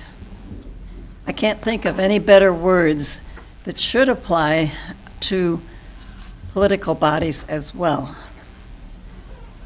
I'm here to ask you again to consider moving back to evening meetings. The vote that you took at the first meeting was obviously split. I don't know if you surveyed any of the public out there. I would certainly encourage you to do that now. But I think of all the people that are excluded from attending these meetings, and that breaks trust. The travel time today, even in town, was longer than usual. Roads were pretty bad. I don't know what it was like in the county. People who have work scheduled, they can't even watch the videos. People with family needs and have to get kids off to school, they can't make it either. Anybody that has a scheduled morning commitment. Youth attendance. We're trying to encourage our young to be involved in government. How could they come? There's a civics class that requires kids to come and attend meetings. They can't come now. They have to be in school. This is all breaking trust with those of us who pay the bills. And I would ask you again to reconsider what you're doing here as far as accountability and transparency. Do a survey, find out what the public wants. Thank you.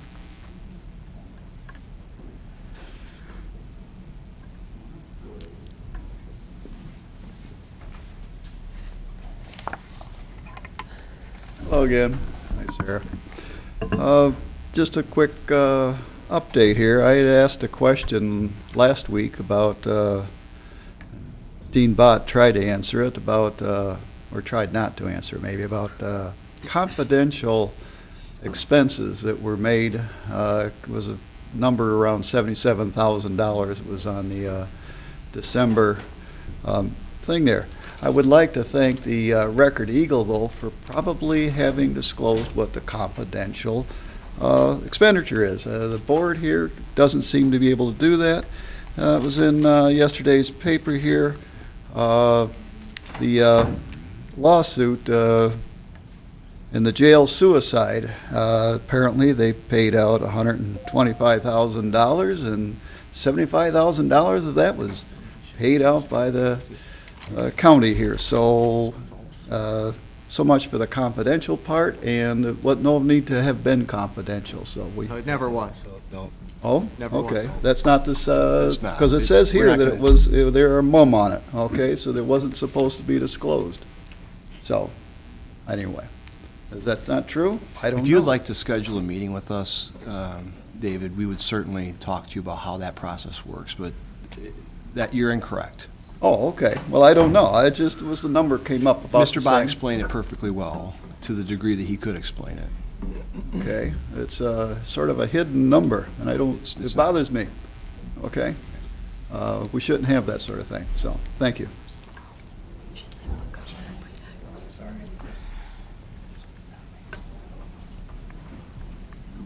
Matthew Scheck, Traverse City. Not to rush things along here, I know we have things to do today. It was mentioned by a previous lady now leaving about transparency and accountability, which we all really appreciate, but I would add one other thing, sustainability.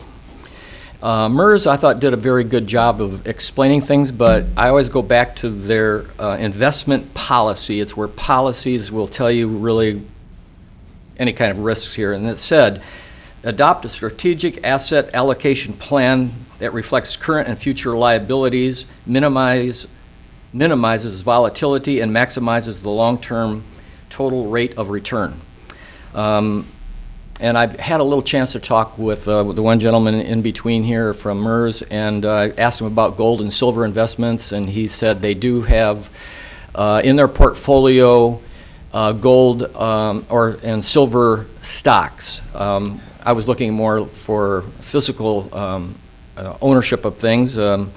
Anything in the stock or bond form can be and are subject to inflation. And remember, inflation is an increase in the money supply without a corresponding increase in goods or services. And our country lives on that edge today, just as a reminder. So if you really want to help protect people, give the option to, I don't know if MERS could be ever encouraged to take physical possession of gold. I do not think so, because their policies probably wouldn't permit it, because they are, as they said, a fiduciary agency. But people out there like to own the real thing. Incidentally, the state of Arizona was one of the last states, I think there's been 5 so far, that have gone the extra length in passing laws that legalizes the trading in and use of gold and silver as a payment of debts. It's considered, oddly enough, a competing monetary system. I know it's upside down. That was the original monetary system. But it's a way that you can protect people out there. I think the county employees might like to see that as an option eventually someday. And with that, we're all tired. Let's go home. Thanks, Matt. There is one thing I'd like to note for the board. I think, well, I know at least one of you has received emails from people of different faiths regarding the invocation policy. I just wanted to let you know that you are under no obligation to acquiesce and have that person provide one of your invocations. You can do whatever you wish with those emails. And the direction from Nate I got was to direct those individuals to staff, to Chris Kramer, so that their request is on record. Is that? I think that's an important aspect of this, if we can have at least a recording of the request so we know who is asking for, access to do that. At least we know. And Right. so when asked in the future, have we had those requests, we can at least provide you a listing of the requests that we've received. I agree with Kit. You are under no obligation whatsoever to engage that. Mm-hmm. And, more thing? Sure. Tomorrow's bus tour, we're supposed to start at 8:30 at facilities. My understanding is that there are several commissioners that may be needing to drive independently, so that begs the question, do we need a want bus? to cancel the bus at this point and just drive separately? Who else is driving? I mean, I would prefer a bus, but I have to get out I in the can middle of ride the the day. bus. So. Ride with Rob. Okay. All right, you so two are I riding think we together. should. The rest of us are. Gordy's driving. Well, I don't want to be the only one on the bus. I'll go on the bus with you. Typical beta. We'll The cancel the only bus. problem is Have that, a- Yeah. that noon and, like, there's two in the middle of the day. And that was a good, Senior center. I mean, you're welcome to, like, get there It's with. part of the day. Tomorrow morning. Well, I thought senior center, because that's, you're a senior. Yeah, I'll be there playing shuffleboard. Are you driving? It sounds like we don't need the bus. we'll cancel the bus. It was a great, it was a very nice Sure. gesture on behalf of Yes, the. Yep. but save some money there. I move to adjourn. Second? We are adjourned. Typical. Yeah, we just think that we're gonna- No one would have known if you hadn't told us. We didn't want to talk.